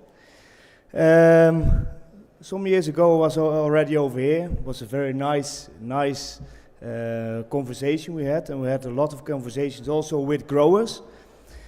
On this moment I'm coming here for another occasion, so I will present it later on. First, Bright Berries, innovation, genetics and sustainable growth. I will do a small table of content, introduction first, then the future 2030, the breeding program, but also the marketing afterwards. First of all, a small introduction of my company, because it's important to know what actually is happening and why things are happening. I am Hans Puik, owner of Puik Group. This is a company in Holland. We do produce plants in a nursery. We have an advisory company. We have a fruit company with raspberry, blackberry, red currants and so on. But you also have some research. And the important thing is, this is not why I'm here. I'm a third generation software grower, and we build this up, and we have some important needs. And this is a variety or a raspberry, what is easy to grow, but also we have an urgent to change, because we are working in a market who want to have a demand a lot, and we cannot deliver it with the varieties which are here. Therefore, we have Bright Berries. This is a breeding company. We already started a time ago.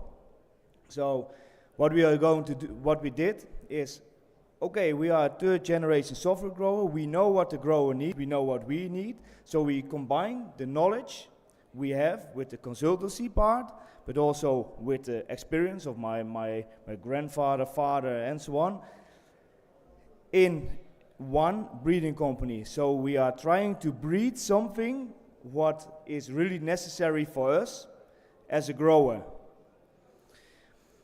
Next to that, we're also testing it in different climate zones, because we need to know how it's doing in very hot weather, because things are changing, weather is changing, the circumstances are changing, but I will be back later on that.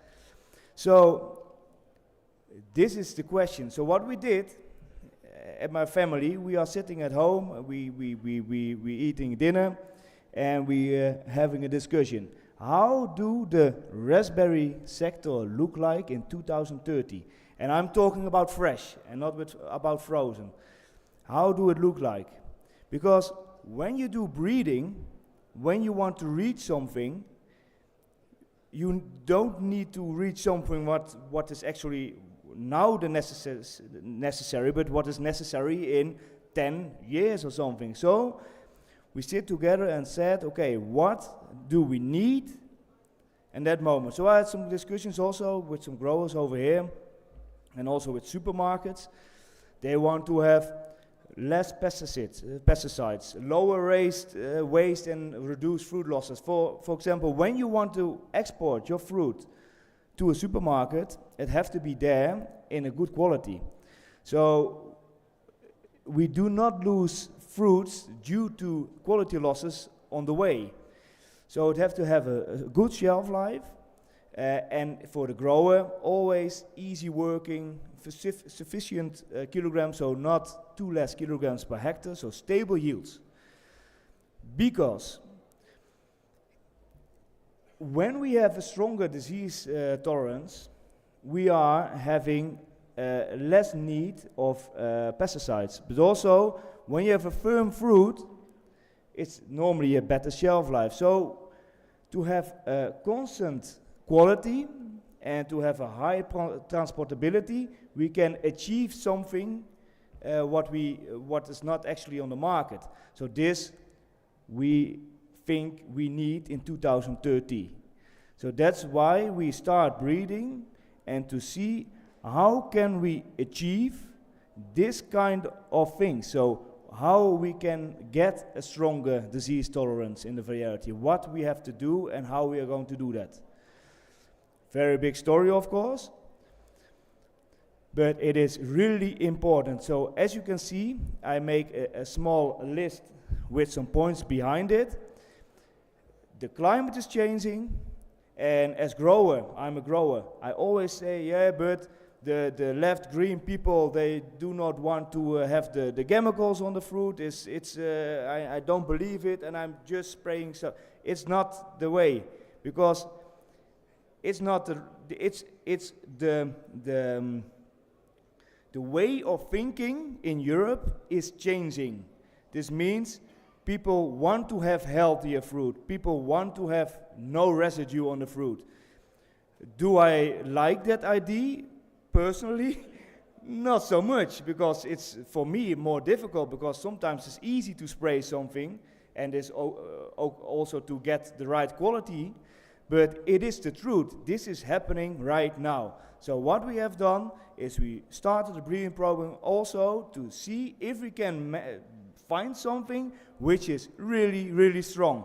So what we have done is we prepare exactly the challenges which we expect in 2030, what I said to you, but then go back in time. We need to have this kind of focus, future-focused genetics to be there also in the future.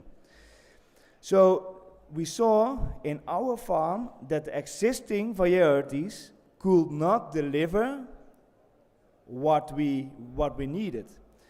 So what we have done is the following thing, is we also invited the supermarkets also to see what the supermarkets want to have. We also supply some fruit to the supermarket, which is the best one, which you like more, under number, because sometimes there are very tasty raspberries, but you cannot grow them very well. So we are seeing what is the best for the supermarket, but also for the grower. But because in the end, and this is also nice that Mr. Sonder said it, in the end everybody needs to earn money, and a stable price and a stable way of working is very important, because then you are reliable, you know the customer knows what he gets for which price and which quality.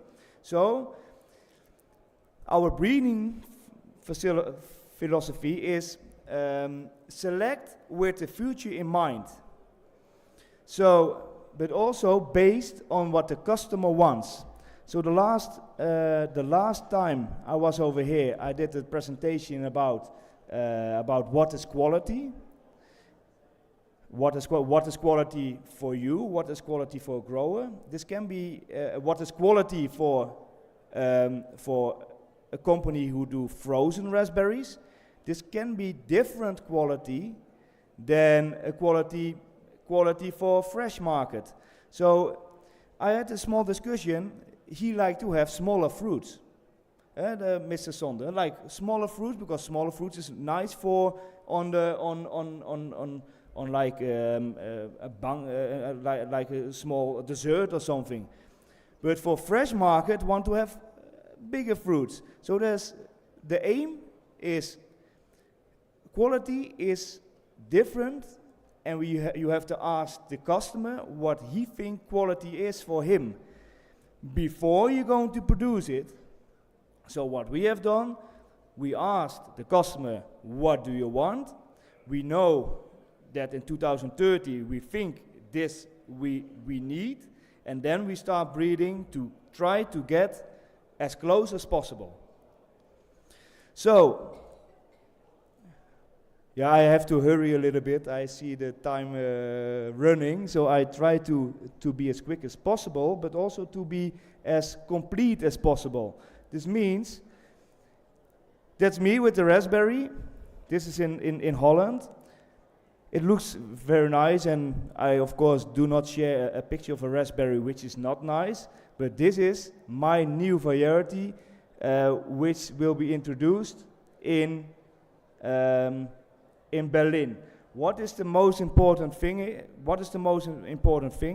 This variety is bred for the future. This means we have tested it in different countries, but mainly in Holland now. We reproduce it without residue, so residue free. It's not a guarantee, but next to that is that it is a very powerful variety with a very high potential in terms of kilograms, but also in terms of quality. And this variety is made for the fresh market, and then we go to the next step. Because then, now I'm telling a very nice story about the variety, and I can say it's very nice, and so on and so on, and you're going to plant it in somewhere. What a very important thing is, and what also the other people said, just quality is a very important thing, because when you are working as a group in Kosovo, and one of the group have bad quality, it can damage the whole group. So when you are with 10 growers, and 9 of the 10 growers are doing a very good job, but one grower is a very messy, bad grower, he can damage the name of the whole group of growers. So what we did is the following thing. We also tried to see if we can do a collaboration in the marketing. So, of course, the cost of what I said, the raspberry have to fit for both the customer and the grower, but it's not only the genetics. It's not only the market expectation and the cultivation. No, it is that when you work together with a group of growers, a very important thing is a shared focus on quality and reliability. This means when I say this variety, everybody can grow it, and I say the variety is, we call it now, it is a working name, Rubin. Okay, when there are some growers who are growing Rubin and making a mess from it, the variety is damaged. So what we have done now, we are searching for the right people to work with the variety, and they have to meet the quality standard. Because when the quality standard is not met, you cannot use the variety in that label. Why? Because in that case, you can have always the right quality and a right reliability for your customer. And your customer is in that case a very important thing, because then you can build up a name. Maybe you can ask even a little bit more money because you have a quality label.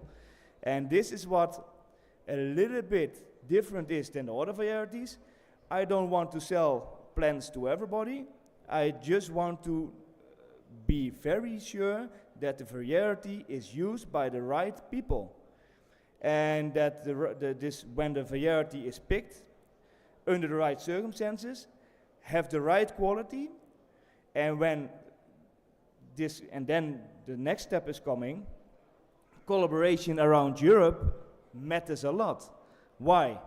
When I am in Holland and I have my partners in Germany, and I say to the supermarket, because I sell my fruits up front, and I say I produce 2,000 kilo in this week, and I only have 1,000, I can call my colleague, and I can see in the prognosis that it may be 2 weeks up front, I have too less. My colleagues have all the same quality, have same variety, same quality, and I can ask them, okay, do we have maybe a little bit more?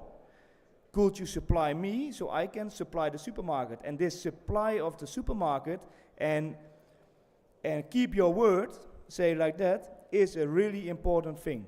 So to get this cooperation, we are working now with different partners. We try to work with different partners. So we have different regions who are producing on different moments, but in the same, with the same variety, under the same quality label.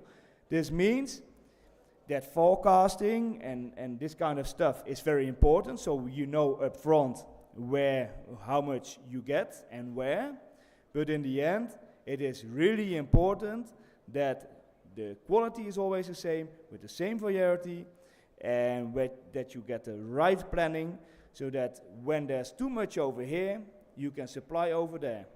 But then it's also important that you do not plant too much somewhere. So we have to be very in control. So everybody in the end have to earn money. So the grower, but also the supermarket. So it's not only the grower, the supermarket need to earn money too. Because when everybody earns money, then everybody is happy and you can proceed working. So this is what I said only on a slide. So one supply chain, one quality, and powered by genetics. So behind this supply chain and this quality label, breeding program is behind it. So this means that only these varieties of my breeding program are allowed in this quality label. Yes, so it's now 0, so I had 15 minutes or something. I'm in the time. Since 2 weeks, we have also social media. It's really from this moment that you have to be there.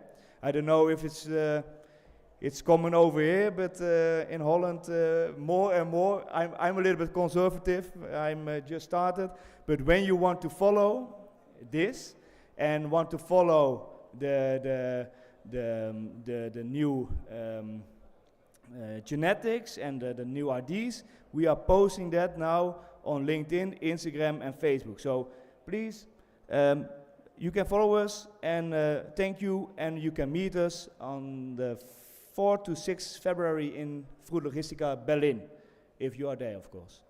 Thank you very much. So.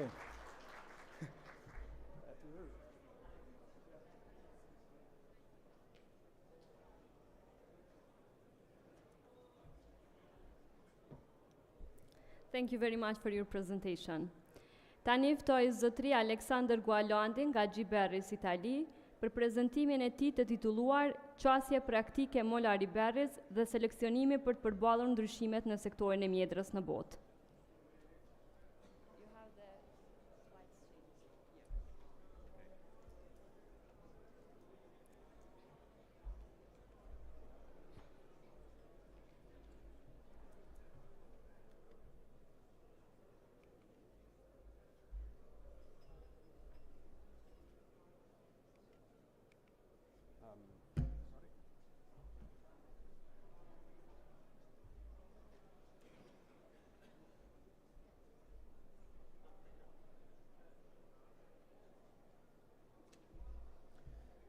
Hello, good morning. First of all, thank you for the invitation. This is my second time here in a row. Last year I was here presenting our company and our variety introduction. This year I decided to do slightly a different change, or better, to present something a little different. I will do very very quickly introduction about our company for those that doesn't know myself, sorry. And after this, I will compare the climate that you have here in Kosovo with the climate that we have in the north of Italy, just to make some consideration about some technical ideas and solutions that could be very beneficial for those people that want to do raspberry cultivation for the fresh market. And after this, the last part of the presentation will be to talk a bit about our varieties. So, very shortly, Molari Berries and Breeding is a group of companies where on one side we have Molari, that is the nursery, and on the other side we have G Berries, that is the breeding company. And our task is to study every day the market, the trends, and based on these we want to develop solutions that are beneficial for the whole berry industry. So we are, again, a nursery and a breeding company, but we are very integrated with the whole berry sector that goes from breeders until customers, going through nurseries, growers, marketing companies, and markets itself. Because we strongly believe that we need to connect all the different players involved in this market, because there is growth for ourselves with our individual companies only if all the players of the market grow together. So let's compare the climate. I took these data from a very common website, WeatherSpark, and I noticed that the data that I will go to show now are referred to the period that goes between the 1980 until the 2016. So we are missing basically the last 10 years of climate data. When I was looking at these data, I immediately realized that it's quite evident that in the last 10 years the climate changed significantly compared to what it was in the previous 35 years. But still, let's base our consideration on these data. In the graph on the left, you can see, we can describe very briefly which is the general climate that we have in the two areas of Pristina and Verona.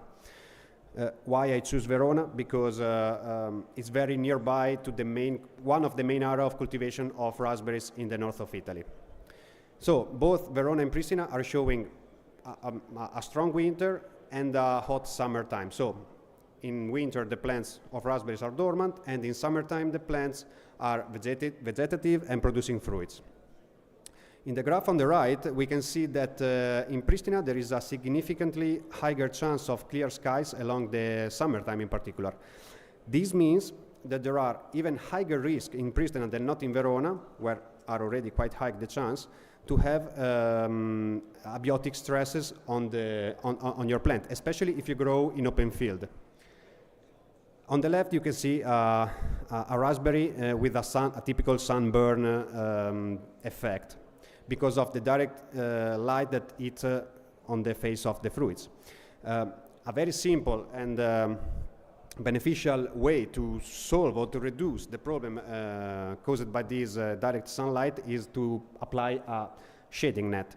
A dark shading net like this one can cut the light that will reach the plants, and so decrease significantly the problems caused by the direct sunlight exposure. On the left here we can see a very simple scheme of how this shading net system was designed, and on the right side you can see the same shading net system that is covering one raspberry crop in Italy. It's not really typical for us in Italy to have open field or even just a shading net over the raspberries, but in this case it was an Italian example. Then other two data. On the left we have the chance of precipitation and a comparison between Verona and Pristina. We can see that are very, very similar. So if I consider the chance of rains that we have in Verona, that are, as we see, very similar to the one that we have in Pristina, and we think to the possibility to do raspberries for the fresh market without covering our plants, I would say that it will be impossible, because in this way we could not guarantee continuity on the supply of fruits, and because all the rains that will hit the fruits will cause diseases, and definitely will damage the possibility to have a good fresh market raspberry cultivation. On the right we can see a general growing season for the two areas of Pristina and Verona. In Pristina you have 1 month less of growing season in spring, as well as 1 month less of growing season in the autumn. And this is something that can be overcome when you use and install plastic tunnels like the one shown in these pictures. Using this type of structures will allow you to protect your plants and fruits against the rains all along the year, will allow you to give the exact amount of irrigation needed for your plants and not exceeding, because of course you don't have the rains that will irrigate your plants, and so you have to give exactly the amount that is needed. But most probably, contrary to what we see here in this picture, in Kosovo is not enough to apply only a plastic above your crops, but along the summertime it will be needed also a shading net, as we were seeing before, because a shading net will reduce the effect of the greenhouse effect that you may have along the summer. Another important thing or positive effect that you can obtain using greenhouses and tunnels is that when you will close the doors, the front and the back doors of the tunnels, you will be able to create a very strong greenhouse effect, and this is particularly beneficial in the spring and in autumn time when you want to extend the season. So most probably using this type of structures will help you to be somehow to extend your growing season in a way comparable to the one of Verona, as shown in this picture and in this slide. Going back to this slide, in the picture on the right, showing this picture, I wanted to underline that it's not enough to just apply the plastic over your crop, but then it will be very important to control the climate that you have inside of your tunnels. Especially in summertime, you can see in this picture that the grower raised the plastic on the lateral side of the tunnels in order to create ventilation and aeration. This is very important in summertime, as said, because will optimize the climate, the microclimate that you have inside of your tunnels, giving you much better quality of the fruits, bigger size, more yield, and the possibility to pick every single day despite the rains that you may have, without having the risk to leave for too much time the fruits on the plant because maybe one day is raining. You will pick them at the right color stage, and this is at the same time beneficial for the shelf life. All these are aspects that can be improved using this type of solutions. Very quickly, in our company, we tested these two materials, and we found some benefits. On the left, we can see a white shading net that, contrary to the dark shading net that I was showing you in the pictures before, is able to create a more diffuse light, very beneficial again to reduce the possibilities of sunburn, and at the same time to increase the photosynthesis of your plants, so giving you more power at your plants. At the same time, is able to reduce more the temperature than not a dark shading net. On the right side, instead, you can see that plastic foil that may seem a normal plastic foil, but is not, because it's a quite technological plastic foil with nanoparticles mixed inside that are able to reflect the infrared microwaves. So using this plastic foil without shading net, you should be able to reduce, to cut the spectrum of the light, avoiding those infrared microwaves that are responsible for the increase of the temperature, but at the same time giving to your plants the full spectrum of the photosynthetic active radiation spectrum of light. Other thing, in case you will decide to grow, to grow raspberries under tunnel in your field, you will have to consider that, as we can see from this graph, you have much more snow than we have in Verona. And so this means that it's important to project the tunnels in a way that they are able to sustain the snow, or in any case you have to take this in consideration and consider to open the plastic along the winter time.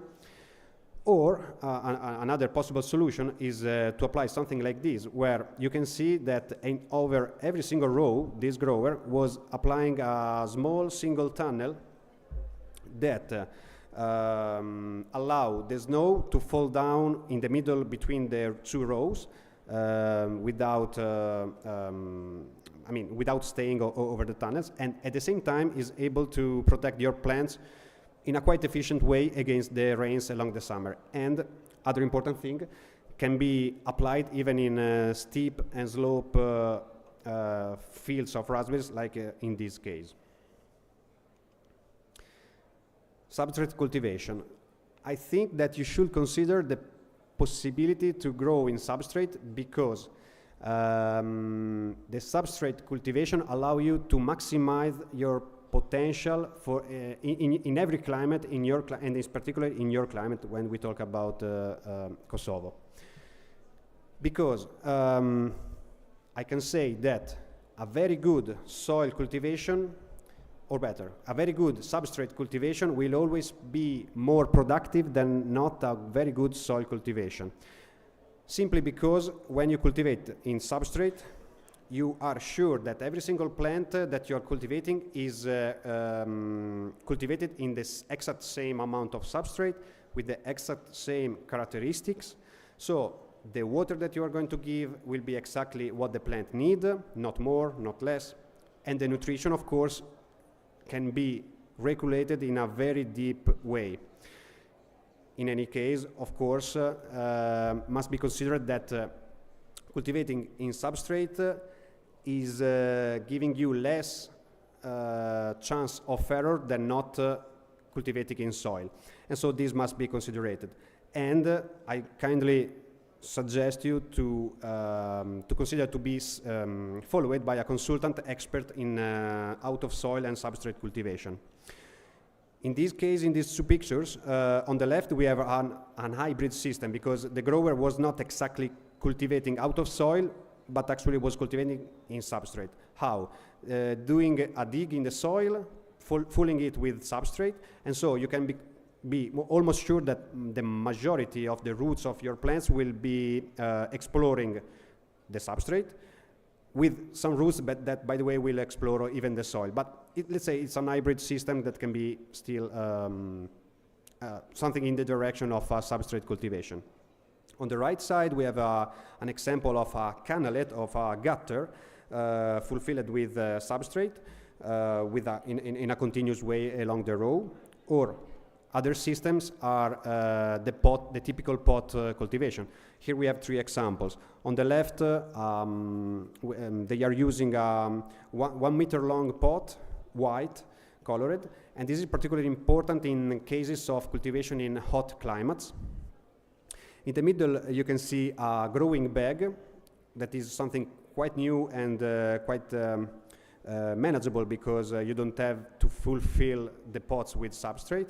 And on the right side, you have the typical pot cultivation of raspberry. In this case, it's a 10-liter pot. And I want to to underline that you can see in the middle of this picture, in the right, that there is some plants, some example plants are cultivated over this table and gutter that is collecting the drainage water. In this case, the drainage water is analyzed in quantity and in quality, and there is an automatic system that is taking this information in order to immediately correct the irrigation day by day. So this is a way in order to maximize definitely the potential of your crop. Then I will talk very quickly about our variety proposal. Mjedres, as you know, is the breeding company, and we have for the raspberries 2 main breeding programs. One is the GIL program and one is the EASY program.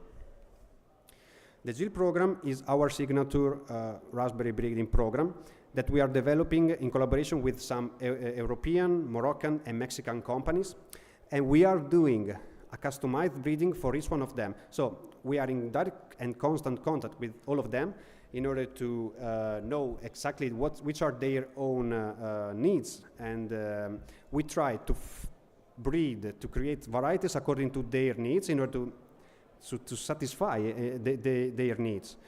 In fact, we consider it a customized breeding, and our goal is to find out at the end of this journey that possibly every single company will have its own exclusive and specific variety.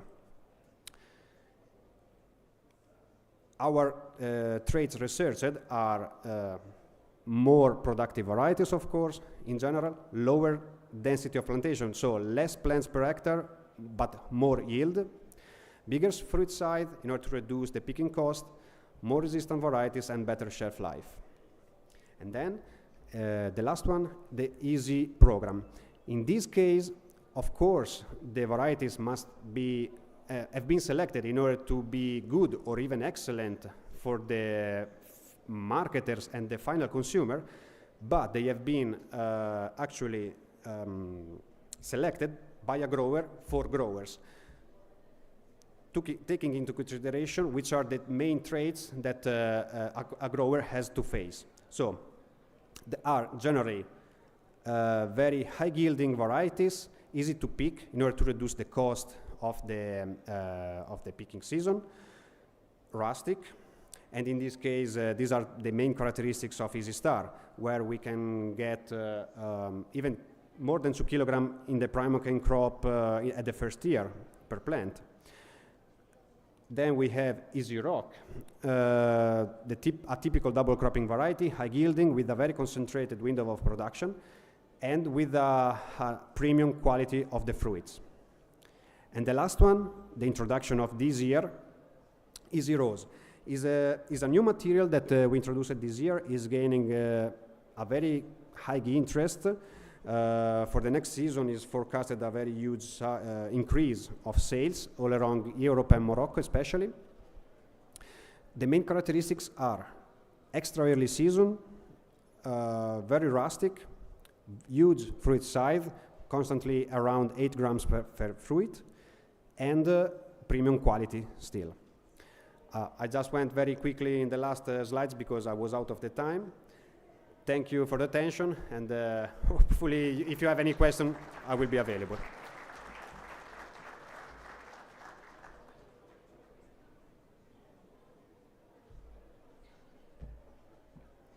Thank you, Mr. Gualandi, for your presentation.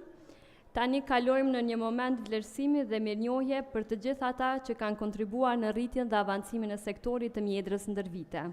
Për të ndarë mirënjohjet, ftoj para jush Zotri Bejtush Gashi, kryetari i Shoqatës Nacionale Mjedra e Kosovës, dhe Zotri Kujtim Lepaja, drejtor ekzekutiv i Shoqatës Nacionale Mjedra e Kosovës.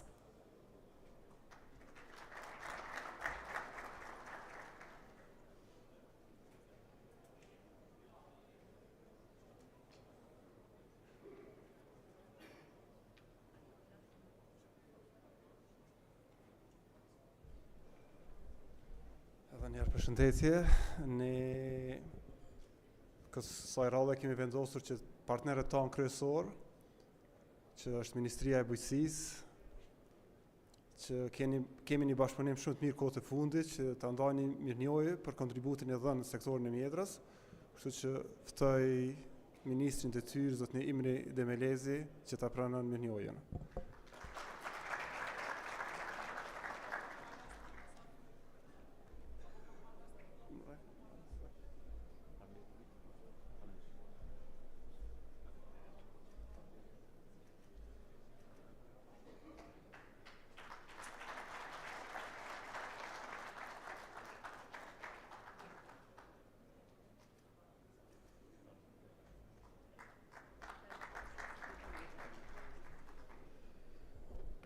Para 10 viteve ne kemi fillu me Caritasin Zlisrand që të organizojmë konferencat e mjedrës.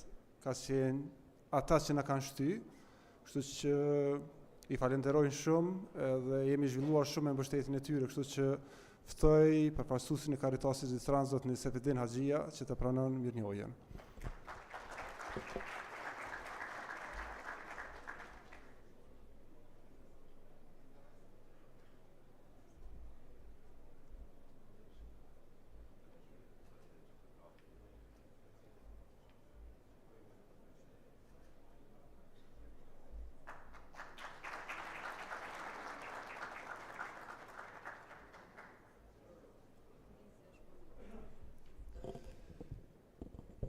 Kur patëm kultivu mjedra, na prodhojshëm, po nuk e dishin kërkush që kena në Evropë, kështu që Gizi ka luajtur një rol vendimtar vitin 2017, 18, 19 me pjesëmarrjen panaire të ndryshme, mirë po edhe me organizimin e misioneve fshitjeve.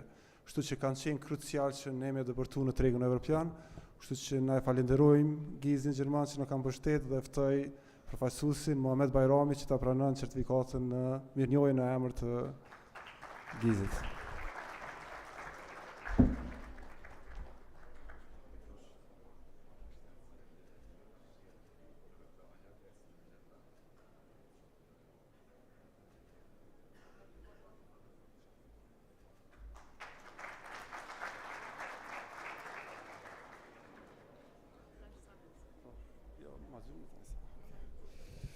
I kemi edhe 2 certifikata tjera, por 2 individ që ne mendojmë që janë shumë të rëndësishëm për ndërtimin e historisë së kultivimit të mjedrës në Kosovë. Vitet 70-a, 80-a, profesori Agim na i ka lënë raporte që kanë qenë 7, 8, 10 hektar me mjedër. Mirë po mandej vitet 90-a është në pre, e mandej kanë fillu disa projekte për ndihmes sektorin e hortikulturës në veç atij të mjedrës, ka qenë një projekt intercorporation, projekt Zisran, ku kolegu jem që kam punuar një set për 10 vite me të nzyre, e ka pas rolin vendimtar edhe ka promovuar mjaft shumë, që është profesor Mazgjun Shejaj dhe unë e falenderoj shumë për kontributin e tij të dhënë dhe ftoj që ta merr mirënjohjen.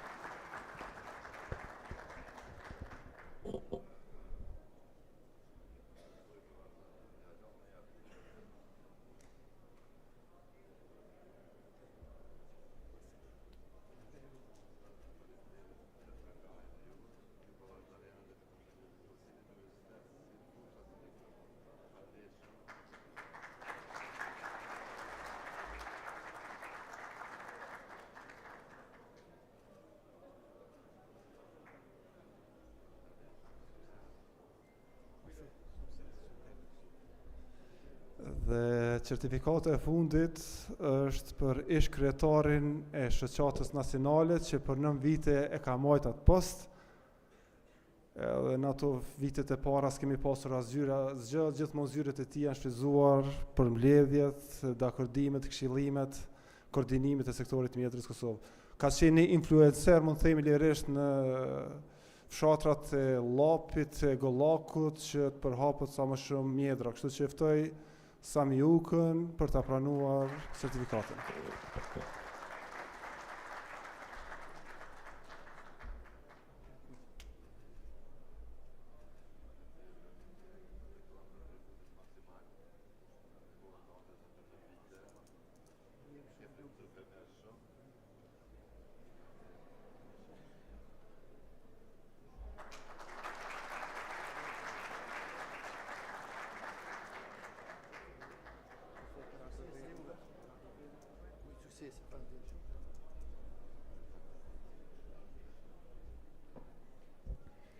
Faleminderit shumë. Tani është koha për pak pauzë, një pushim kafe. Në ndërkohë të gjitha bizneset që dëshirojnë të regjistrohen në platformën Agro B2B mund ta bëjnë këtë duke vizituar shtandin Agrodev. Faleminderit dhe kthehemi pas pak.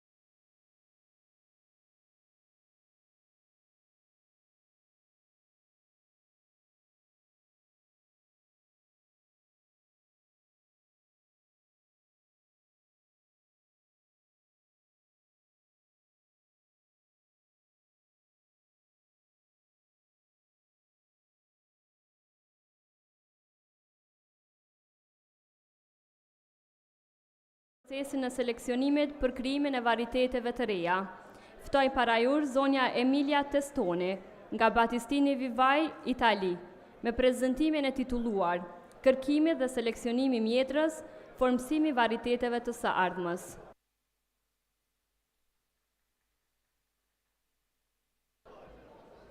Emilia, you have to...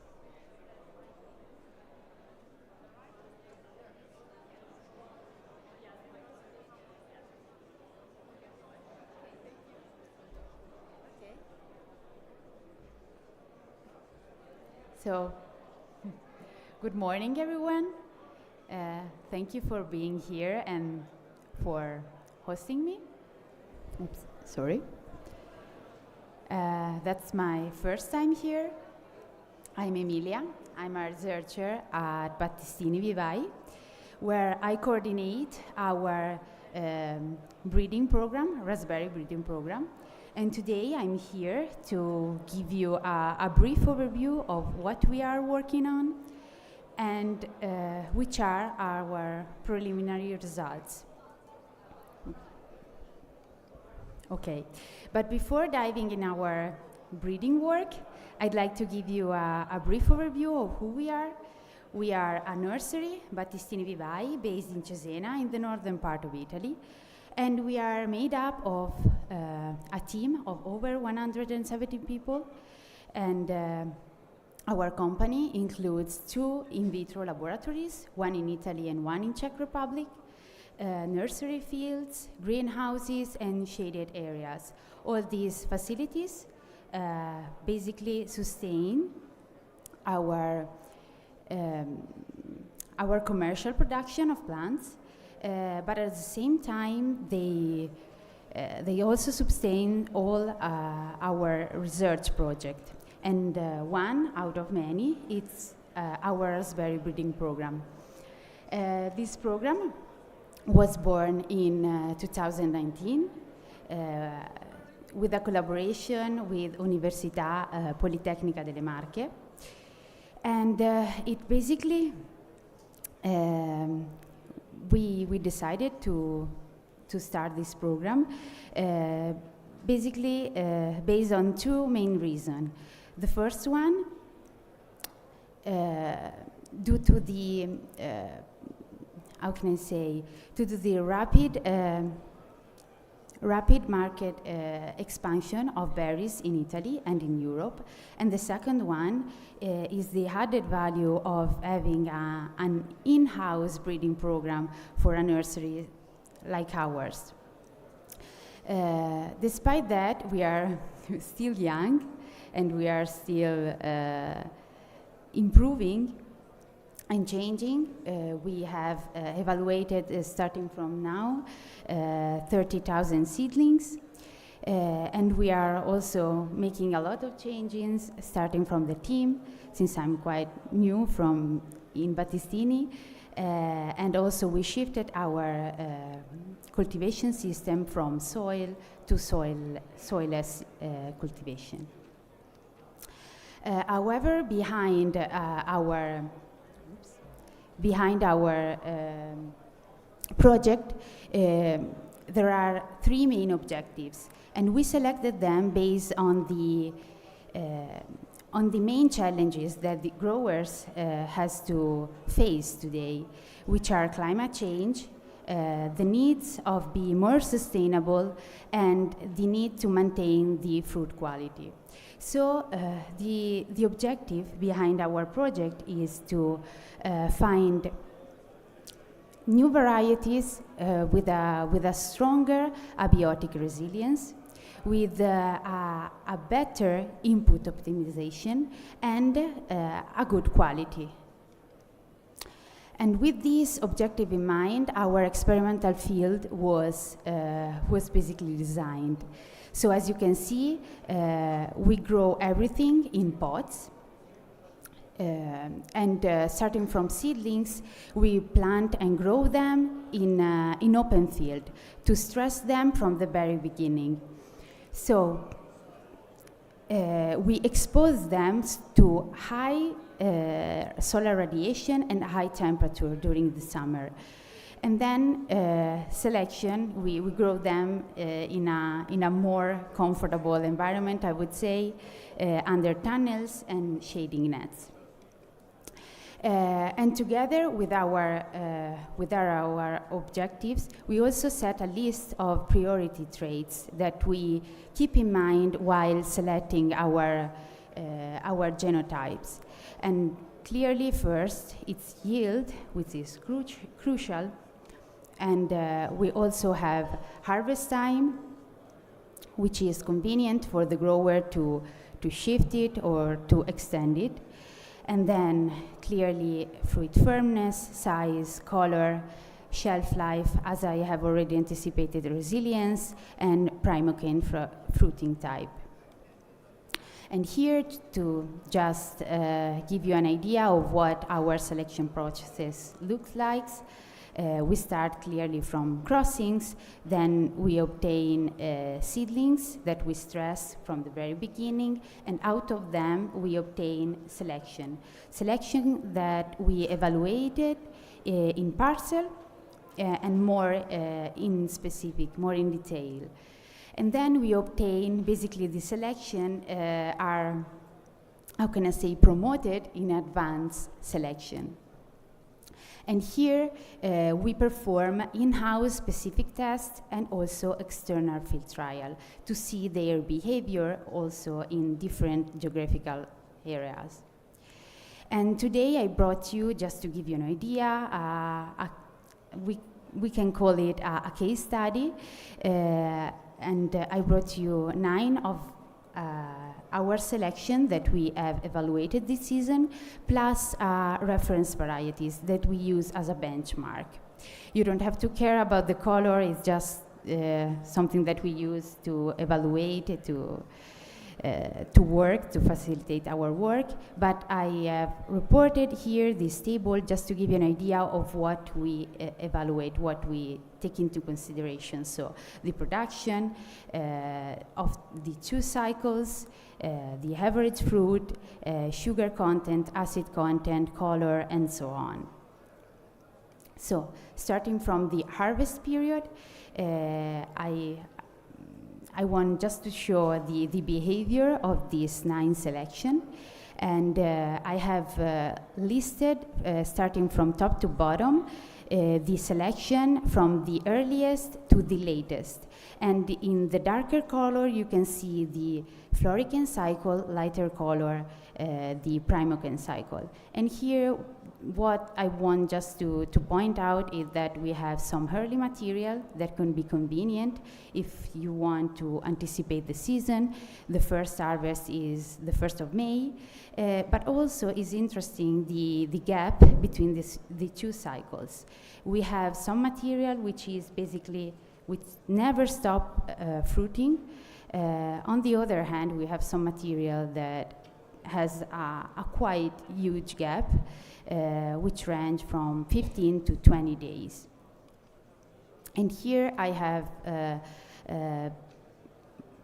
summarized basically the yield and the average fruit weight for the selection, again, that are listed from the earliest to the latest. And I also have reported with the green line the yield of the reference. So whatever stands above is performing better than the reference.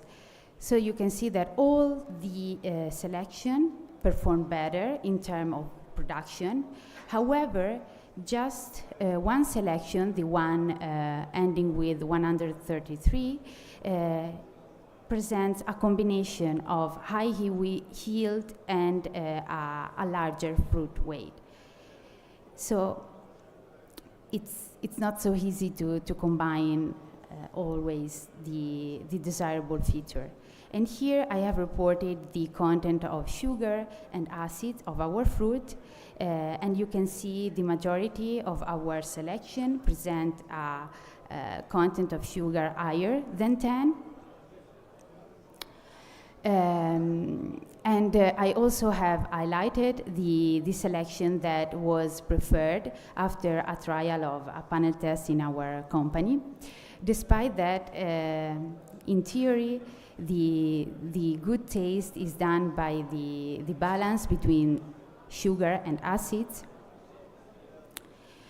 Here, the preferred one, the one considered tastier, was the one with the higher content of sugar and lower content of acid. So that just to give you an idea of how complicated and tricky is to match the consumer acceptance.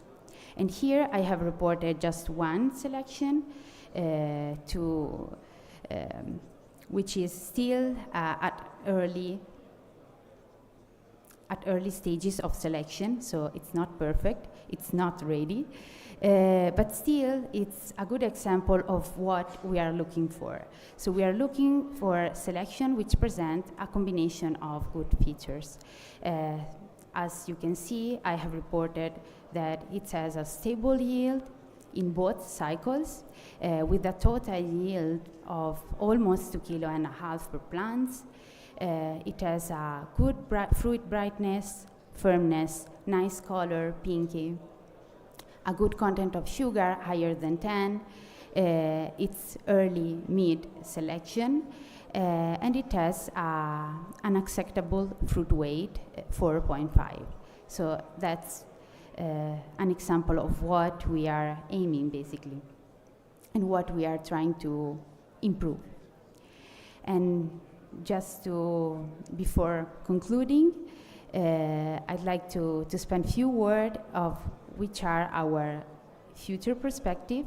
So, of course, we want to refine and improve our material, the best that we have at the moment.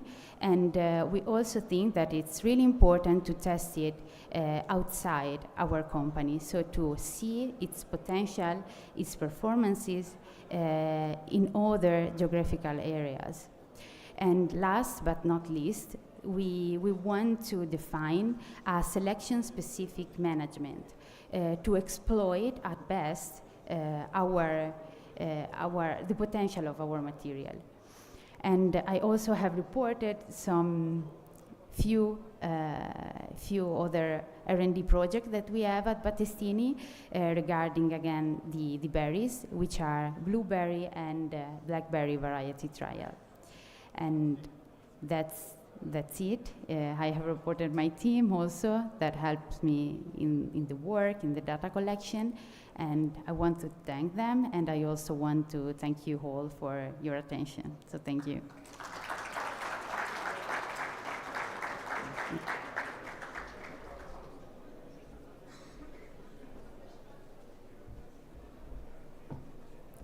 Thank you so much for your presentation.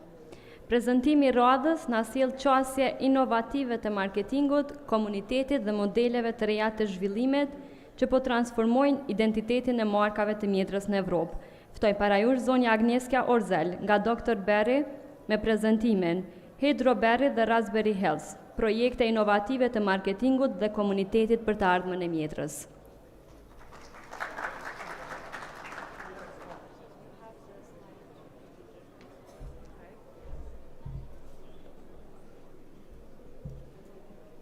Hello everyone. First of all, it's a great honor to me to be once again in Pristina. I'm really grateful for your invitation. And today, I'm going to talk about berry project, which I hope you will introduce to your country as well. Many of you know me as a breeder of the raspberry of the Niva, and now my work is a little bit different. I'm still working as a breeder, but I want to show you how breeding, education, and community have come together into one mission in my job. So, I have been breeding raspberries and blackberries for 25 years. I'm the co-author of 28 Polish cultivars. Today, I lead the Global Berry Education Society, and this is the organization dedicated to berry education from preschoolers to seniors. I also direct scientific initiative at the Dr. Berry and collaborate with partners across Europe. Can you help me? Sorry, I have problem with this.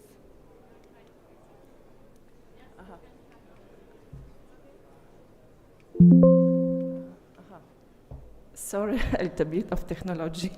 So I'm proud to belong to the Association of Women Leaders in Innovation.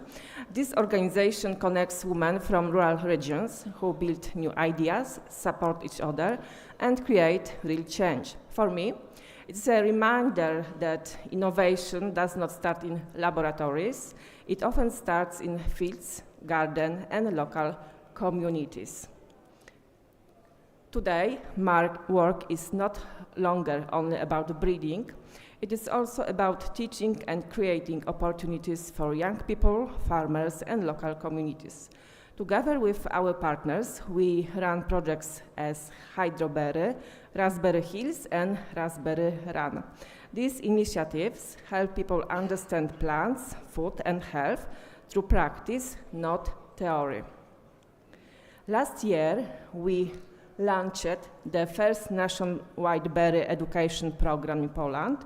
It promotes healthy eating habits and encourages children and adults to include berries in their daily diet. The program is scalable and can be implemented in any country, and I would love to bring it also to your region in the future. So today from this presentation, you will learn how the Polish raspberry story began, how we teach through the color, taste, and smell in our educational berry gardens, what the Hydroberry and Raspberry Hills projects look like, and how these ideas can grow globally together with you. The raspberry breeding in Poland began in the municipality of Podegrodzie in southern Poland. Since 1979, this area has been the center of national raspberry breeding. It is also the place where I grew up and where my passion for raspberries started. In Poland, now we have 3 main raspberry breeding centers, and all of them trace their roots back to Podegrodzie. The experiment station in Brzezna, Niwa Berry Breeding, and our family-run Dr. Berry initiative. So the same region has shaped several generations of berries, including myself. In 2024, we launched the first official raspberry education program in a primary school in my hometown. This was the moment when breeding met education and something new started to grow. The local mayor played an important role by supporting the idea of berry gardens in every school. Thanks to this, children now learn biology, chemistry, and ecology, and of course how to grow raspberries directly in the garden with their hands in the soil. In 2025, the program expanded. Every school in the municipality of Podegrodzie created its own raspberry garden, and this model became a blueprint for other municipalities in Poland. Also, this program is supported by several companies which support us with donated plants, organic fertilizers, and biostimulants. So basically, we didn't spend a lot of money for this project, and I see a really good feedback, so that's why I recommend to implement this also to Kosovo. The next municipality that joined the program was Chełmiec, also known as the home of Polish superfruits. Here again, every school builds its own educational berry garden. This year, for the first time, all schools in Chełmiec implemented the Hydroberry balcony growing kit. It introduced students to modern, water-saving cultivation. Hydroberry showed children that you can grow high-quality berries even in a small urban spaces. The national leader of our berry education movement is the academic school complex in Nowy Sącz. They permanently introduce outdoor berry classes into their curriculum. This is something we hope to see in many countries, regular berry education as part of everyday schooling. But something different happened in Poland. Due to data of Kantar, we have more people who grow for themselves in their balconies or in their home gardens. And in Poland, we have 4% of people who grow herbs, vegetables in the gardens. Even if they don't have a garden, they can grow in pots in balconies, in a flat. So that's why I decided to set up a new hydroberry set, which allow people grow super fruits in the balconies. So the hydroberry premium set includes everything which is needed to grow raspberries or blackberries on a balcony. One of my, of course, cultivar, which is compact and dedicated for such production, a dąkwiat pot, a coconut brown coal substrate mixture, horse shavings as a natural slow-release fertilizer, organic agrarious fertilizers, Natura Expert and enzyme-less biostimulants, step-by-step instruction, and access to individual support from Dr. Berry, plus a drip irrigation system that reduces water loss from 30% to 15% if you water this way. By the way, it allows you to forget about watering for a few days, so you can go for holiday and don't worry about your plant. So this is a hydroberry project, and this project also was my startup in EWA, empowering women in agri-food. So that's why I need to come back to Poland, because tomorrow we have international meeting about EWA empowering women. So I really encourage women here in Kosovo to do more for advertising and agriculture in your country. I also want to mention about another project called Raspberry Hills. It's our educational demonstration plantation created with partners such as Timac Agro, Milex, Plantin, and Agrimpex. It is located in Juraszowa, my home village. Here we show more modern cultivation technologies and host workshops for children, seniors, and growers. By the way, this is the top of the mountain and we have beautiful views. So I really recommend you to come and see what we have. In this project, who joined different companies from the whole Poland, we grow Delniva, which you know very well. We grow Husalia and Baron, but just for one crop from Primocanes. I really recommend you those varieties for fresh market. And this is new releases, which we recommend for home gardeners. It's called Magnat. Our 16160 auto clone produce many large fruits. The average fruit size is 8 grams. Look how gorgeous they are. We noticed that the fruit does not get smaller during picking season. According to the plantation owner, it is the most delicious raspberry he knows. I would argue that Delniva is more delicious, but this is really hard to say, as clone R16160 auto also is so aromatic and sweet.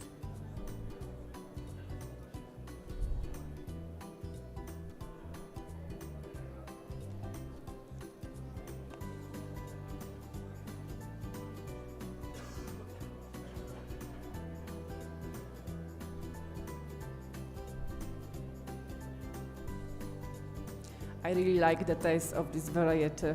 It's the best from which I know, but somebody can say that Delniva is better, but Magnat is also good in taste. And also we have different colors because this plantation is for education, so that's why we decided to grow also black raspberries, which are full on health issues. And we have two new primo kinds in Poland, Selena and Megan. And we will see how the fruiting in the September, so please welcome. And also we have a new prime raspberry called Promyk, awarded during the 2025 Dumpling Festival in Krakow, and it's really delicious. We have dry fruit from this variety. It's very sweet, very early. Prime I really recommend you that's the same. So in the end, I want to invite you to the first Raspberry Run in Poland, which is taking place in Raspberry Hills in southern Poland.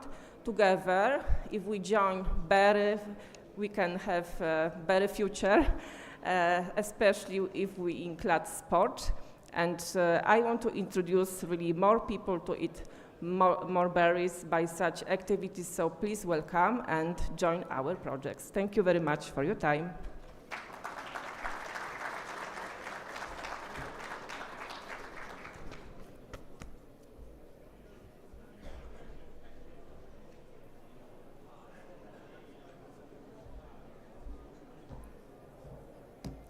Thank you for your presentation. Prezentimi I radhës sjell perspektiva të reja mbi plerimin, ushqimin e bimëve dhe biokontrollin modern. Ftoj para jush zotri Vittorio Volcipelli nga Unimer Spa, Itali, me prezentimin e titulluar Mjedrat dhe pemët e tjera të emta, zgjidhje inovative për plerim dhe biokontroll.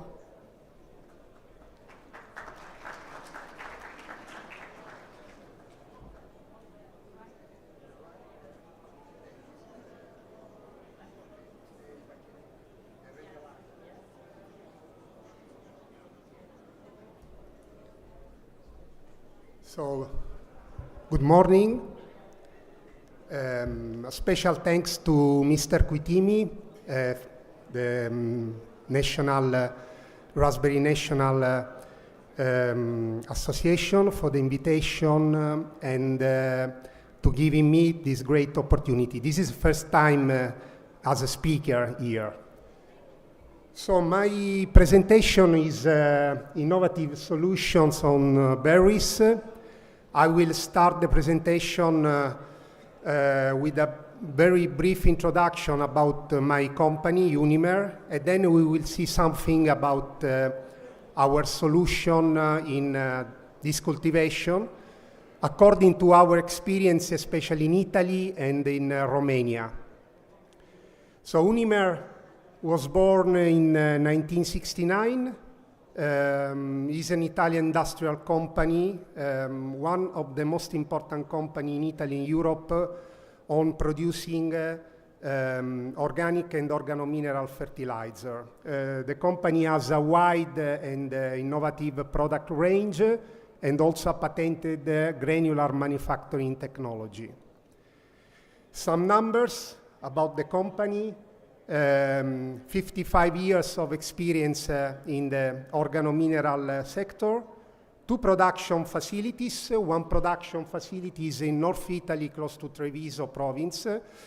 The other facility is in central Italy, in close to Ascoli Piceno. The total productive surface is 100,000 square meters. And more than 120,000 metric tons per year as production capacity. So this is our product range, different lines. We have a very wide product range, different NPK titles, rapport, and also we have different kind of pellet size. We have the mini pellet, which is 3.5 4 millimeter. The granule, which is the round shape pellet, and the gravel formulation, which is the mini granule for the localized fertilization. Then we have also several products in the organic farming, allowed in organic farming.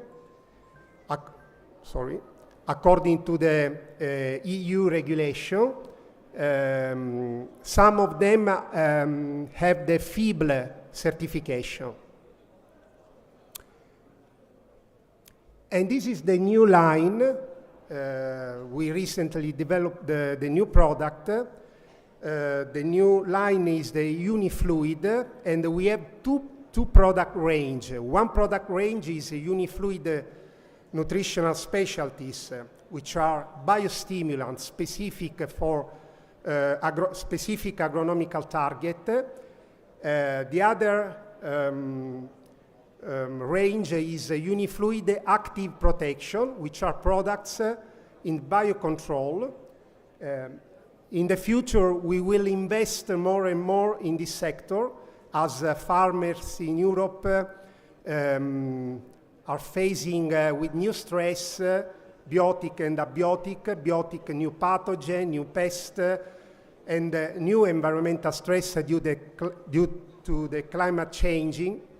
And then many active principles have been revoked in Europe. So for the farmers, it's very difficult to cover the crop along the crop cycle in very effective way.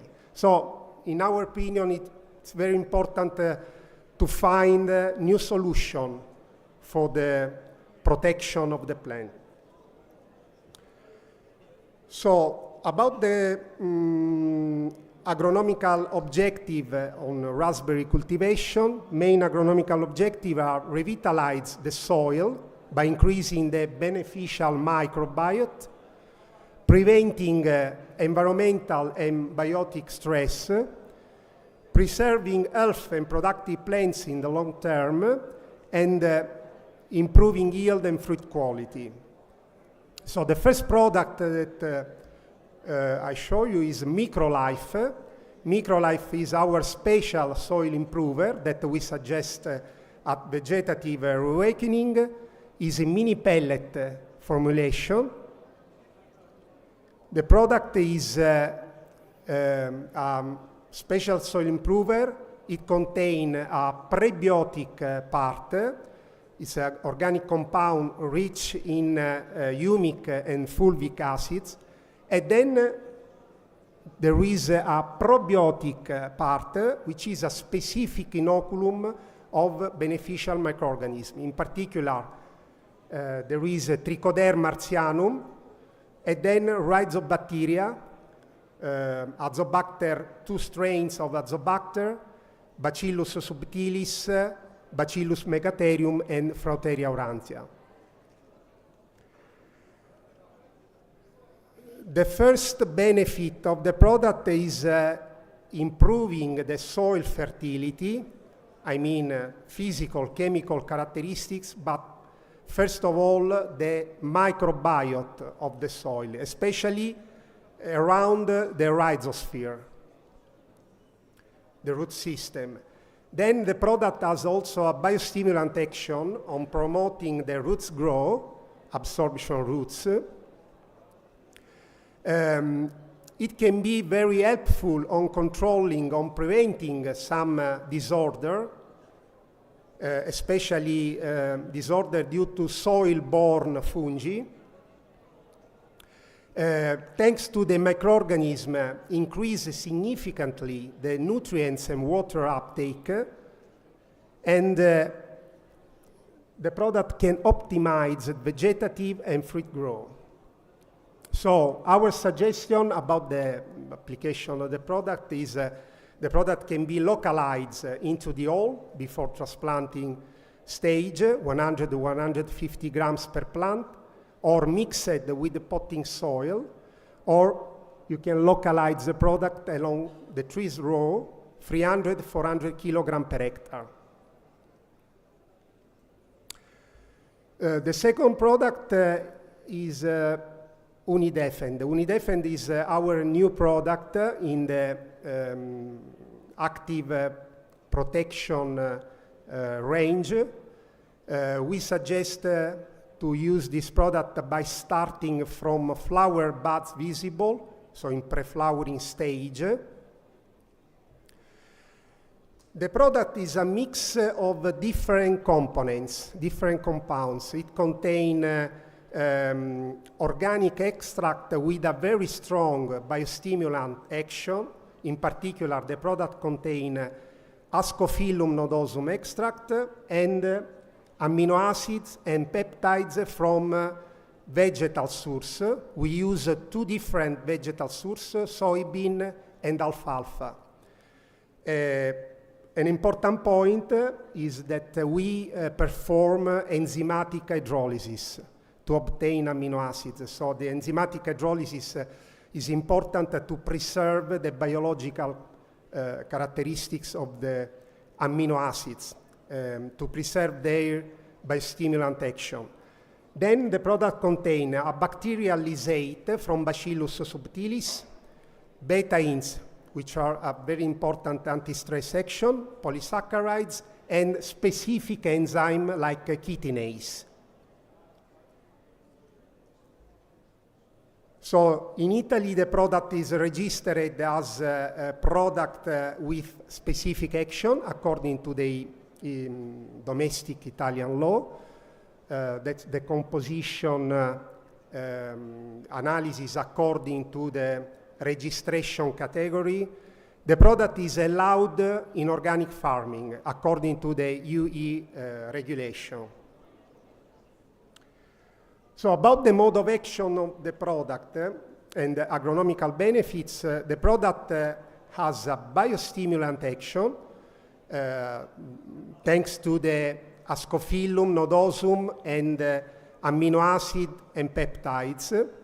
So it can can support vegetative flowering and fruit growth, but the product is very effective as for stimulating natural barriers in plant. In particular, the product promotes the synthesis of natural compounds like antimicrobial proteins, polyketides, and flavonoids, which are very active on strengthening the plant's immune system. Then another action is the degradation of chitin, which is a biopolymer present in the cell wall of a parasite. Okay, and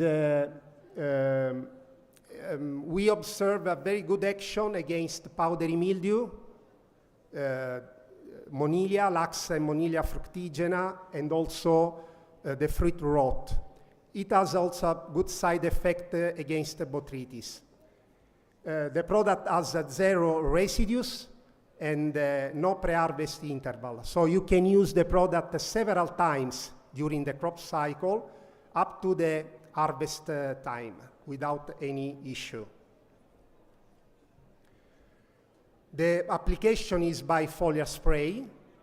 We suggest to use the product starting from pre-flowering stage to fruit grow. The interval is 7 to 14 days apart.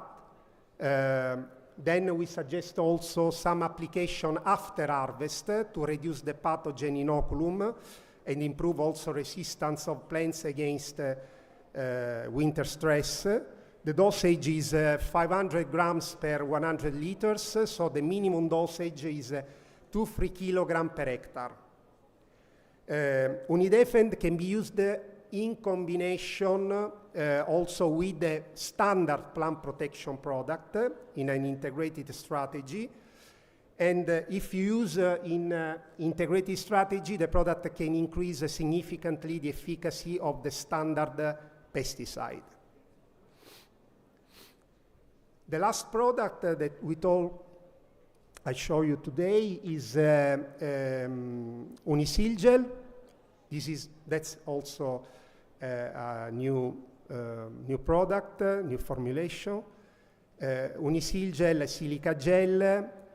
We suggest this product in the period from fruit grow to pre-harvest. The product Unisilgel is registered in Italy as corroborant. The raw material is the calcium metasilicate, which is a component of the mineral wollastonite. About the composition, you can see that the product contains 20% of calcium oxide and 23% of silicon oxide. The calcium is allowed in organic farming, so you can use this product for calcium supply, also in organic farming.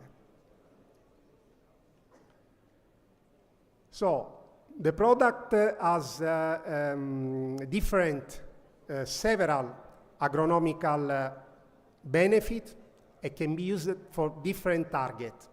First of all, Unisilgel make more robust resistance the vegetal tissue against different pathogen and parasite, because increase the resistance of the cell wall of the plant, the vegetal tissue.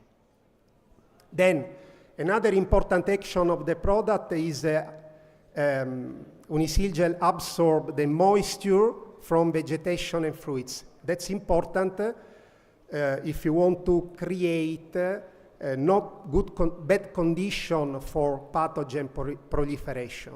So they can stop pathogen proliferation thanks to the absorbing moisture from vegetation and fruits.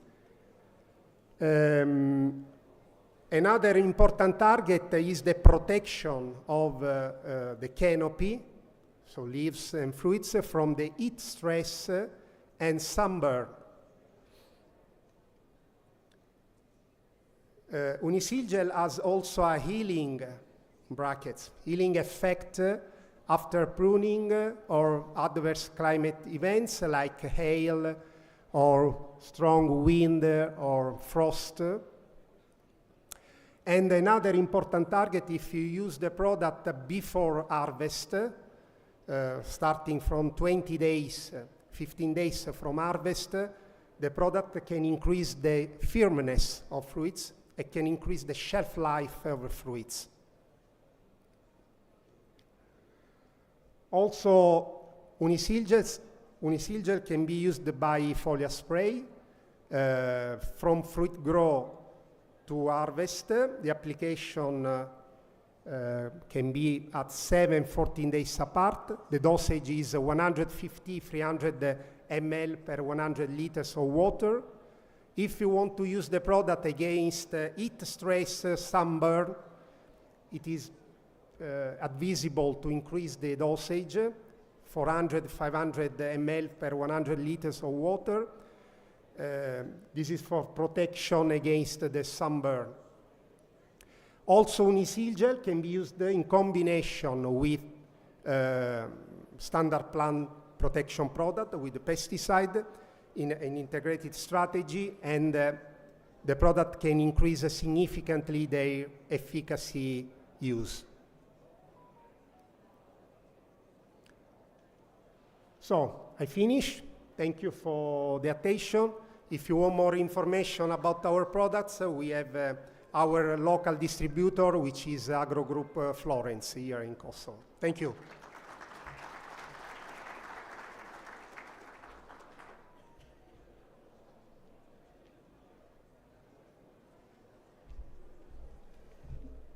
Thank you, Vittoria, for your presentation. Tani e kemi panelin e dytë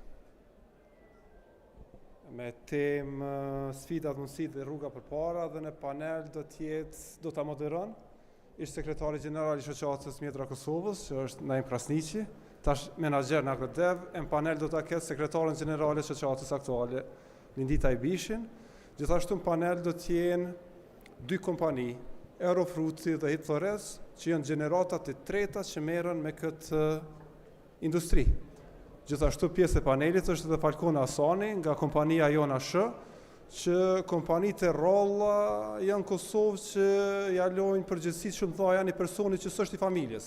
Kështu që besoj që ka me qenë një panel i mirë për me diskutu për temat më aktuale, sfidën edhe rrugën përpara. Kështu që i ftoj moderatorin dhe panelistët që të marrin ulëset e tyre.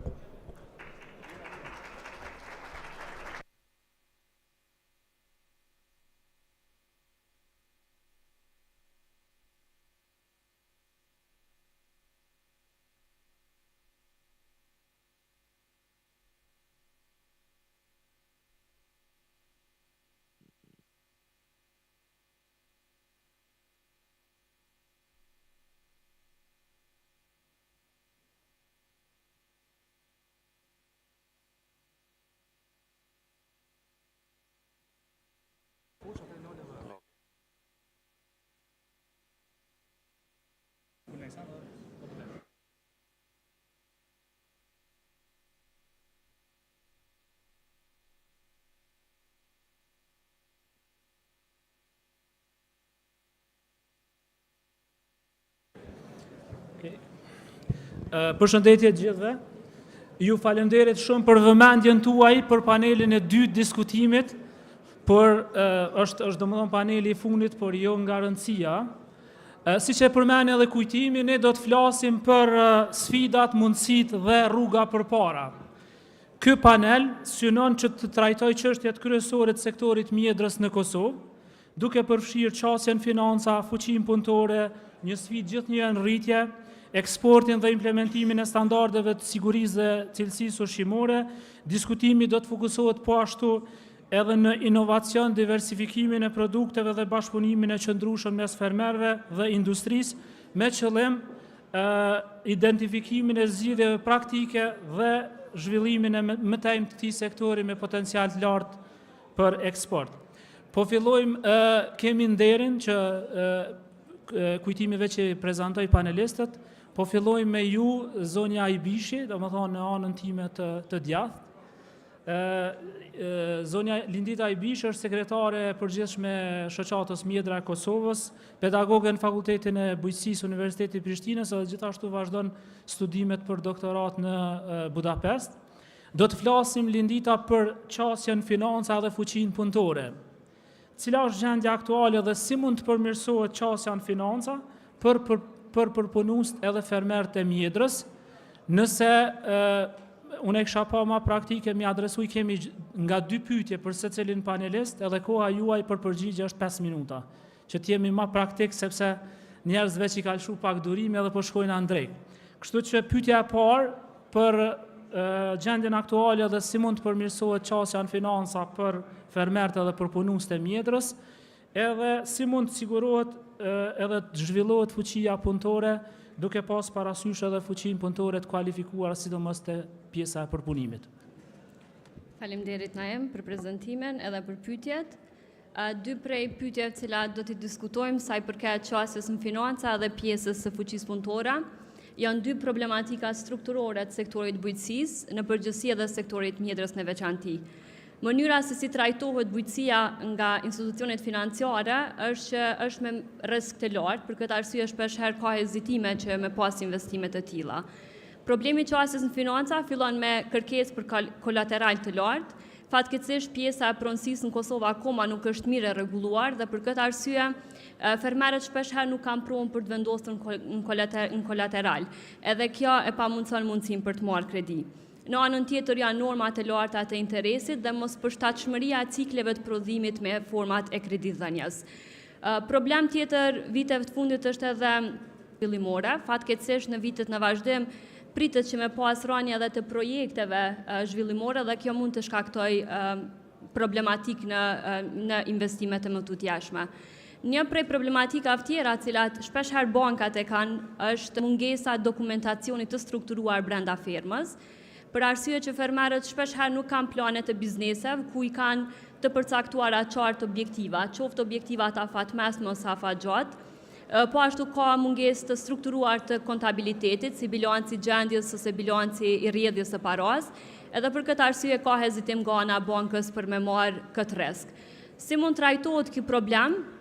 Në fakt, në Kosovë është duke u kriju dhe duke implementu fondi garantues, i cili ka dhënë efekt pozitiv dhe në vendet të tjera të rajonit. Aktualisht fondi garantues shërben 50% me 50% e merr riskun fondi garantues dhe 50% banka. Një praktikë e tillë duhet të zgjerohet dhe të implementohet edhe më tutje. Të ketë më shumë kujdes sa i përket mosvënesës të subvencioneve dhe të granteve, për arsye që këto vënesa shpeshherë shkaktojnë problem në menaxhim të mirëfillt financiar brenda fermës edhe agrobizneseve. Në anën tjetër, promovim më i mirë i sektorit bujqësisë që me tërheq sa më shumë projekte nga jashtë. Kjo do ta lehtësonte qasjen financa dhe pse jo lidhja e programeve zhvillimore të Ministrisë së Bujqësisë direkt me banka, ku grantet munden me u shërby si formë garancionit, një praktikë që në disa vende të rajonit është duke u implementuar. Sa i përket problemi tjetër të mungesës së fuqisë punëtore, fatkeqësisht një fenomen i tillë ka prekur jo vetëm Kosovën, por edhe rajonin në përgjithësi. Kjo për shkak të migracionit të vazhdueshëm të popullatës, më pas lëvizjes të popullatës nga zonat rurale në zonat urbane, Problem tjetër është edhe të rinjt fatkeqësisht nuk e shohin si atraktiv sektorin e bujqësisë, edhe kjo mundet me shkaktu efekt domino tek firma, duke rritur kostot e prodhimit edhe duke ullë performancën e përgjithshme të biznesit. Çka duhet bërë në këtë rast është promovimi i modelit kroat, i cili krijon kontrata sezonale me punëtor, duke lehtësuar edhe format e pagesës së kontributit nga ana e shtetit. Në anën tjetër problem është që edhe fermat dhe bizneset janë me veprimtari sezonale. Duhet ndërhyrje e shtetit që të subvencionoj pjesën e pagesave që punëtorët të mbesin brenda fermës ose agrobiznesit gjatë gjithë vitit.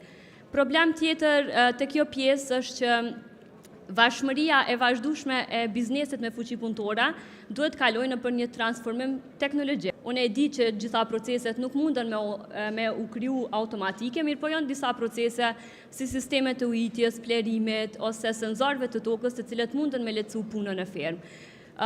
Grante promovuese nga Ministria e Bujqësisë dhe grante nxitse për të rinj që me pa sektorin e bujqësisë si atraktiv.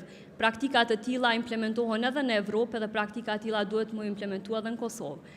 Më pas është edhe programet e praktikave, ku Ministria e Bujqësisë mund të luajë rol që gjatë sezonës së verës nxënësit e shkollave të mesme, po dhe studentët të angazhohen edhe në përpunë sezonale. Kjo do të alestonte punën, po ashtu do të krijonte një lidhshmëri më të mirë me tregun e punës nga ana e fakultetit edhe nxënësve. Dhe gjithsesi, e pa tjetërsueshme është pjesa e funksionalizimit të kooperativave bujqësore. Funksionalizimi plot i tyre, e jo vetëm në emër ose në letër. Një formë e tillë e praktikës së kooperativës mundet me ndihmu në lehtësimin e kësaj situate përmes lëvizjes së punëtorëve nga një fermë në fermën tjetër. Kjo jo vetëm që do ta reduktonte këtë problematik, po një ashtu do të arriste edhe fuqinë e negocimit në tregun qoftë vendor qoftë ndërkombëtar. Pra të dy problemet janë probleme cilat nuk munden me u rregullu me një mekanizëm të vetëm, por me një pako të ndërhyrjes, duke filluar nga fondet garantuese, kredime më afatgjate dhe me norma të interesit më të efektshme për fermer, grante stimuluese, funksionalizimin e kooperativave dhe natyrisht promovimi i vazhdueshëm dhe edukimi i fermerëve për rëndësinë e sektorit të bujqësisë, qoftë në krijimin e vendeve të reja të punës, gjithashtu edhe në gjenerimin e të ardhurave. Faleminderit shumë Linda për këtë elaborim kaq të mirë të mundësive për qasjen financa, po ashtu edhe për sigurimin e fuqisë punëtore. Po vazhdoj me Blinin, siç e njohim na, me Erblin Gashin, që është drejtor ekzekutiv në kompaninë grumbulluese dhe përpunuese Eurofruti. Blini është i ri në moshë, po nuk është i ri në menaxhim, kështu që do të flasim për tregun, për standardet edhe për eksportin. I kisha adresu të dy pyetjet nëse i man me, nëse jo, në ndërkohë e bëj edhe pyetjen e dytë, kështu që cilat janë sfidat dhe mundësit kryesore në tregun lokal të mjedrës, me fokus të veçantë eksportin e mjedrës të Kosovës, edhe pyetja e dytë është si mund të forcojnë qendrat grumbulluese cilësinë dhe konkurrueshmërinë e produkteve në treg. Faleminderit ndaj për pyetjen. Fillimisht faleminderit pjesëmarrësve për durimin. Për punën e mjedrës, me që veç edhe është dita e mjedrës ka qenë goxha një sfidë, domethënë, tu janë nisë për vitit 2011, kur ka filluar si kulturë bujqësore murrit në Kosovë, edhe na kena shku me atë aspektin gradualisht, domethënë, tu u fund sistem tu e pasi që apo kërkuat prej tregjeve, si atyne për eksport, si në tregun lokal. Mira e kësaj është që shetseko edhe më herët edhe kujtimi, dhe është një rritje kërkesës në tregun lokal, si të Kosovës ashtu edhe të Shqipërisë, ku tashmë domethënë 25% e produktit veç ashtu plasu në tregun lokal. Normalisht këto produkte po shkojnë dy verzione, po shkojnë versionin final që po i gjejmë në rrjetet e supermarketave, edhe po shkojnë në paketimet vogla 250-300 gramshe, po ashtu edhe për rrjetet e horekës, si në Kosovë edhe në Shqipëri. Një pjesë e madhe e saj është e plasu në tregun e freskët, që ka pas impakt goxha pozitiv. Fermerë domethënë kanë arrit me shit produktin e tyre me një vlerë të rritun, krahasu me vlerën domethënë që shkon zakonisht në qendrat grumbulluese. Është një plus i madh për fermerët, po në njëjtën kohë domethënë edhe e diversifikon pak pjesëmarrjen e shitjes në tregun vendor. Në tregun e eksportit është mos të më thonë një luftë shumë e madhe për pjesëmarrje. Kosova si shtet nuk është që ka prodhimtari shumë të madhe të folëm në sasi në krahasu me vendet si Serbia dhe Ukrajina që kanë super prodhim të mjedres edhe të krejt frutave të emta. Po, çka na dallon neve është që e kemi kualitetin edhe cilësinë. Mjedra Kosovës për ndryshe në krejt shtetet ku eksportohet, njihet për kualitetin edhe për cilësinë që e ofron, edhe çajo do të thonë na ka mojt me një lloj konkurrueshmërie në treg. Na çka mujna me bo është me punu drejt atij drejtimi, me rrit cilësinë, kualitetin edhe produktin që ofrojmë, me pas të certifikuar me standarde më të larta të sigurisë dhe cilësisë. Një prej tyre është edhe IFS-i. Unë kam pas rast me diskutu me rrjetet të supermarketave në Europë, edhe pyetja e parë që është bo është a e keni certifikimin IFS. Do të thonë çfarë është hapi i ardhshëm i përpunimit të ushqimit, që është një lloj çelësi i një etape të tre ku mund çdo produkte që janë eksportuar deri tash si gjysmë produkte finale me shku tashmë si produkte finale direkt tek konsumatori e jo me shku përmes palës 2 ose 3. Do të thonë është një rritje e vlerës produktit ku masanej ta garanton edhe një lehtësim në grumbullim, shkaku që ti mundesh me ofru një çmim më të mirë në tregun lokal, si për fermert, po ashtu edhe për rrjetet e marketave. Qysh mujna na me bo këtë rritje të cilësisë? Rritja e cilësisë fillon direkt nga fermeri.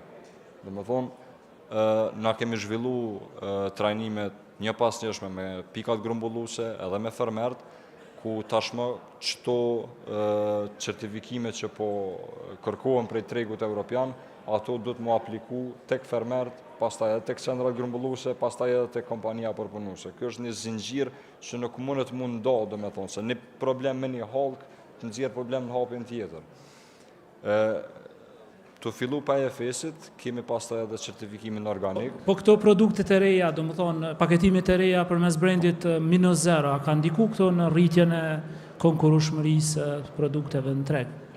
Gjithsesi, ka pas pak bariera në fillim për rrjetet marketov, shkak që kërkesat për listimin e këtyre produkteve në rrjetet e marketov janë goxha të larta, të e marr parasysh si një biznes startup. Është hera e parë që mi ballafaqu, do të thonë, në një treg lokal, po folim në rrjetin e supermarketov, po nuk është sfidë që nuk te i kalohet. Prej fillimi, do të thonë, kur kemi fillu fillimisht me 50 marketat e parë të rrjetit supermarketit Interex, është shpreh një interesim shumë i madh për produktet vendore, veçanërisht për frutat e emta. Kjo masnej ka ndiku, do të thonë, shumë pozitivisht në tregun vendor, shkaku që e ka lidh puna punën edhe konsumatorët kanë filluar mi kërku edhe në rrjetet e tjera të supermarketave. Gjë që na i ka lehtësu neve me një farë forme plasimin e këtyre produkteve në krejt rrjetet e marketave. Përparësia jona ka qenë që çmimi i produktit në krahasim me ato të importit ka qenë më i lirë, të e marë parasysh që edhe kualiteti i produktit ka qenë më i lartë. Shkaku që komplet zinxhiri nga prodhimi deri tek përpunimi edhe paketimi krye, do të thonë, brenda në Kosovë, eliminohen disa bariera, probleme që shfaqen gjatë transportit largt ose punës së importit edhe plasimit të këtyre produkteve në treg. Kjo ka qenë një shtytje shumë e madhe edhe për fermerët, shkaku që na e kemi, do të thonë, gjithmonë kërkojmë një kualitet sa më të lartë prej fermerëve. Po me një farë fjale ata janë edhe pak më krenar, shkaku që e kanë pa produktin e tyne, prodhimtarinë e tyne të plasun në tregjet të Kosovës. Është pak një shtys, një frymëzim kur e sheh që ato produkte mundesh, do të thonë, mi po një sen që punon vetë, e ki tashmë në rrjet marketit ku i blen, do të thonë, komplet ushqimin edhe zonat e shtëpisë, mundesh me pa edhe produktin tënd të plasum aty. Është për shumë fermer ka qenë një frymëzim i tyne që me vazhdu këtë punë. Derit shumë blen edhe ju përgëzoj për punën që po bëni edhe për moshën, do të thonë, që keni përvojën që e keni bërë tash në sidomos në qasjen tregje ndërkombëtare. Bejtush besoj që 3 tash janë Liga e Kampionëve, na Liga e 2 në meta. Kështu që ju përgëzoj për punën që po bëni, kishun vazhdu tutje me Falconën. Falcona është menaxhere në kompaninë grumbulluese dhe eksportuese Joni Sh, po ashtu Falcona vjen nga një fushë tjetër dhe ka arrit shumë mirë me zhvillu, me punu me kompaninë Joni Sh, do të flasim për diversifikimin e produkteve dhe inovacionin. Pra pyetja e parë, çfarë mundësish ekzistojnë për diversifikim dhe inovacion të produkteve të mjedrës, edhe çfarë ka bërë kompania juaj në këtë rast Joni Sh në këtë drejtim, edhe pyetja 2, si munden që donatorët të mbështesin më shumë inovacionin, duke përfshi fermerët, përpunues edhe çka duhet bëjnë, domethënë me fokus të veçantë tek trit edhe tek fermerët e vegjël. Faleminderit shumë Naim, jam e lumtur që kam e folë për inovacionin, edhe po du me nis krejt këtë diskutim timin duke thënë që inovacioni i vërtet është ky panel, për shkak se ky është konferenca e 10 e mjedrës të Kosovës dhe është viti e mi 5 që jam pjesë e këtij sektori.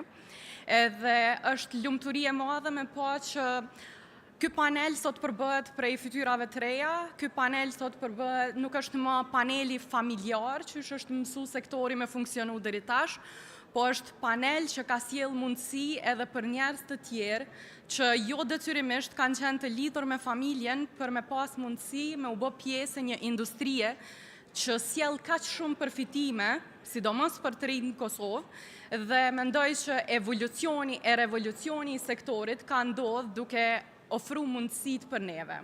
Duke ofru mundësi që na me pas rastin, me fol, me kontribu edhe me punu, që me ngrit një sektor që është një prej sektorve që e ngrit Kosovën në mas miri në pjedestal për në eksport, në prezantimin më të mirë që mundemi me ja bo jashtë, e kush ma mirë mundet me bo këto se sa një kategori e re e të rinjve dhe të rejave që janë bashku e kanë qenë këtu gjithmonë për me sjell inovacione dhe për me ndjek tregun. Tregu ushqimor e kërkon gjithmonë trendin, e kërkon dinamikën, edhe e kërkon që me ju përshtat se cilës gjenerat.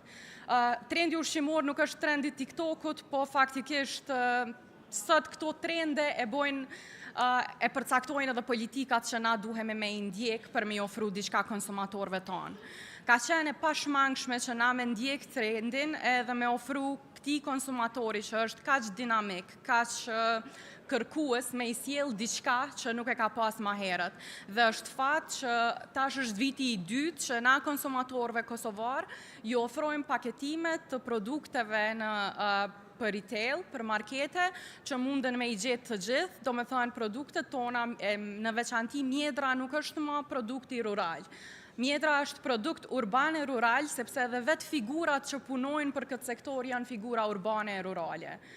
Nuk është më sektor veç i bujqve, po është sektori të gjithve, ku gjithë se cili mundemi me gjithë vetën edhe me kontribu, pavarësisht se prej cilit sektor vim, pavarësisht se qka ka qenë fusha jonë. E natë joni kemi punu shumë këtë drejtim që me sjell inovacionin edhe me ndryshu mendësin që ushqimi i shpejt, fast food, është ushqimi dëmshëm. Nuk mundesh me cilësu një ushqim me kaq shumë vlera, si ushqim të dëmshëm veç pse është i shpejt, e nuk ka nevojë ushqimi i shpejt e veç pse nuk po kemi kohë me qenë detyrimisht i dëmshëm. Derisa të shkojsh me hongër një hamburger, është po aq e shpejt sa me shku me bo një smoothie me produktet që munden me i gjetë sot kaq let në rrjetet e marketeve. Produktet tona që me kaq mundi kemi punu e përpunu për me i sjell tek gjithë se cili konsumator. E nate joni, nëse flasim për inovacionin se çka kemi bo, është fakt i njohur që kemi arrit me revolucionalizu gjithë sektorin. Po në ato se çka dëshirojmë me bo dhe çka kemi plane për vitin e ardhshëm është që na po tentojmë me sjell te konsumatori një produkt premium të tipit fast food që e sjell mendsinë se edhe kur jeton shpejt, edhe kur dinamika e jetës është e shpejt, ti mundesh me ushqy shëndetshëm edhe mundesh me marrë vlera ushqyese. Jo detyrimisht e shpejta është e dëmshme. E në anën tjetër, si panel i ri që jemi, na ju kemi jep fillimisht mësim të gjithë atyre tjerve që ky sektor jep mundësi. Me i bind të rinjt, me u marrë me bujqësi ka qenë sfidë në vete. Nuk është e lehtë me i marrë edhe me i eduku të rinjt në Kosovë, me ju tregu që Po, bujqësia po ja vlejka. Bujqësia ja vlen sepse përveç rasteve kur ju mundeni me trashëgu këtë biznes, kur mundeni me pas pjesë të familjes e me qenë i rritun me këtë sektor, ka raste si tipit tim e i lindës në këtë rast, që mundesh me ju bashku një sektori, jo detyrimisht me punu në fush, po me qenë pjesë e një industrie të tillë. Krejt këto e kemi bë duke sjell garanci për të rinjt, e sidomos të rinjt dhe vajzat, nëse flasim ma specifikisht.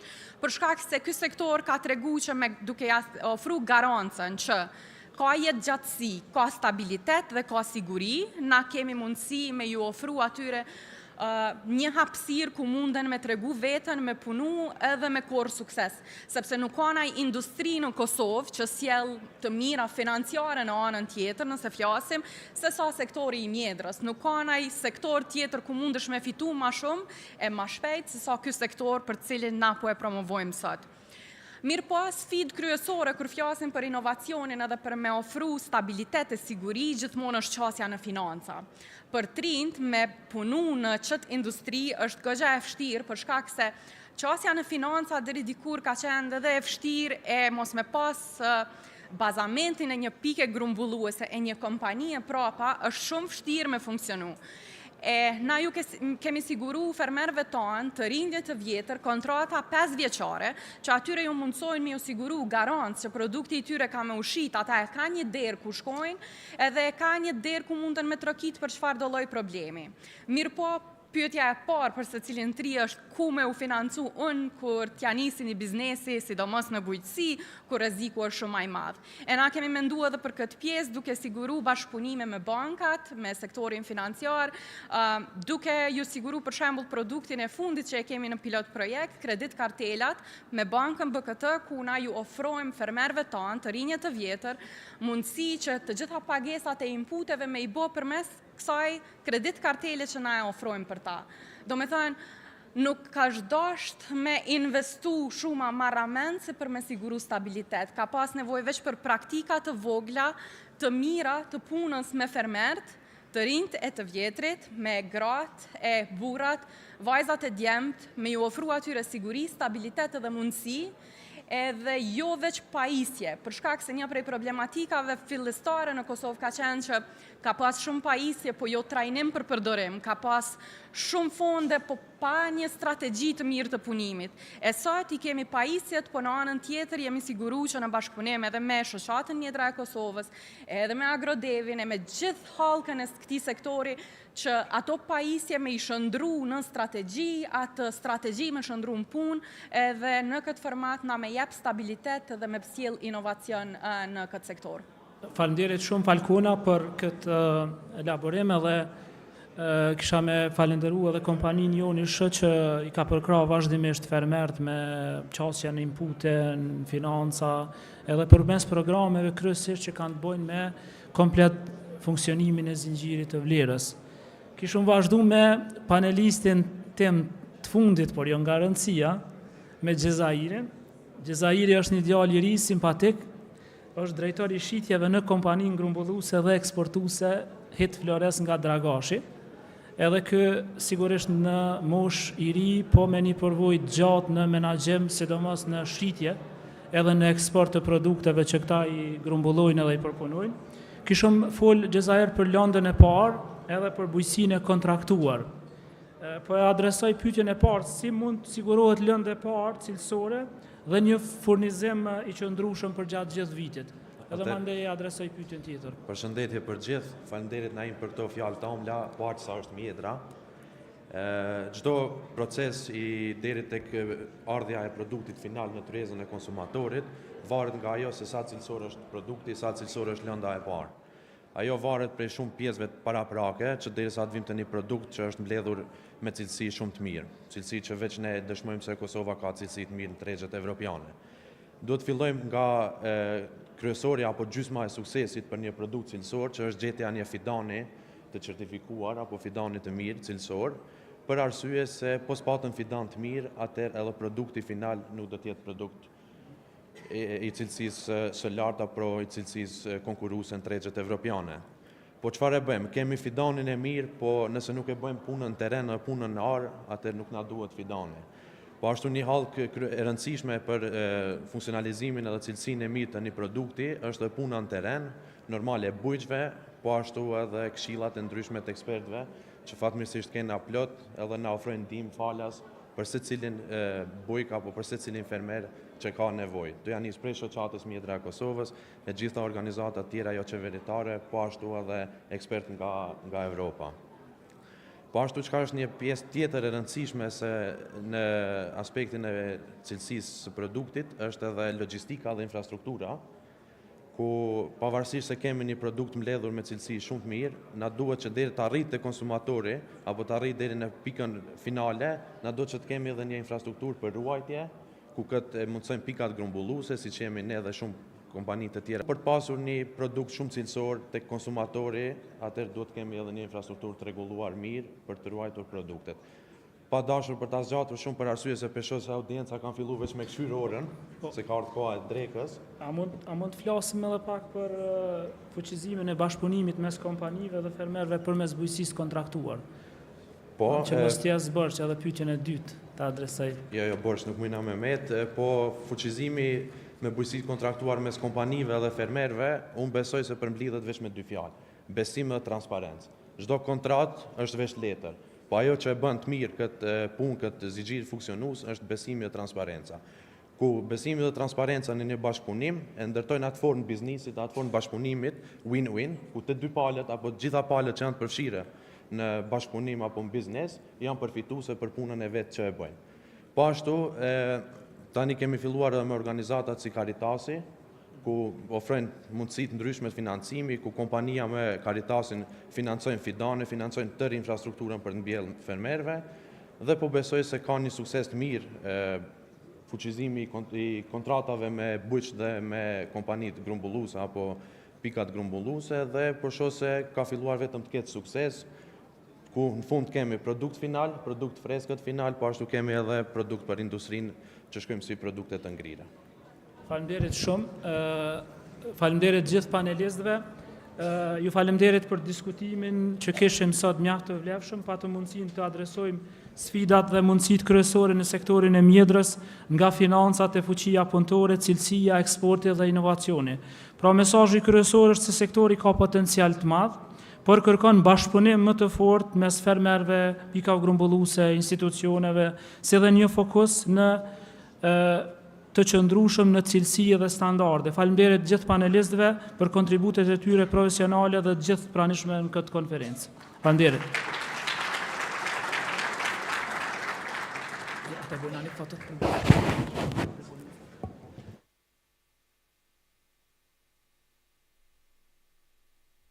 Faleminderit për panelistët, me të vërtetë kënaqësi me pas 23-24 vjeçar edhe në nivel shumë të lartë me diskutu për një sektor kaq transition çfarë është mjedra.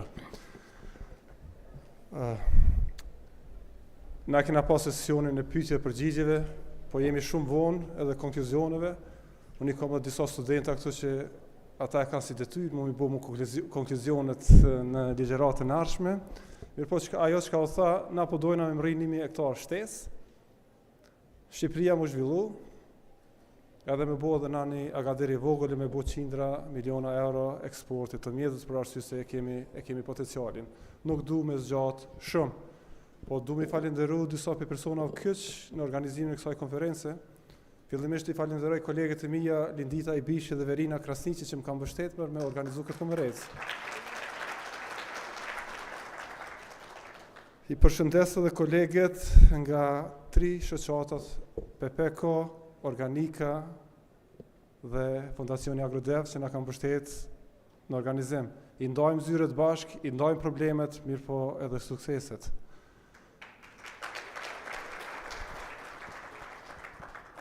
Falësit e huaj që e madhështuan këtë konferencë, që bas listas participantëve ishin 333, edhe një 30 apo 40 tjerë që nuk janë shënuar, veç 370 apo 80, që me të vërtetë e bën madhështore dhe një prej konferenca më të mëdha që organizohet ekskluzivisht për mjedrën.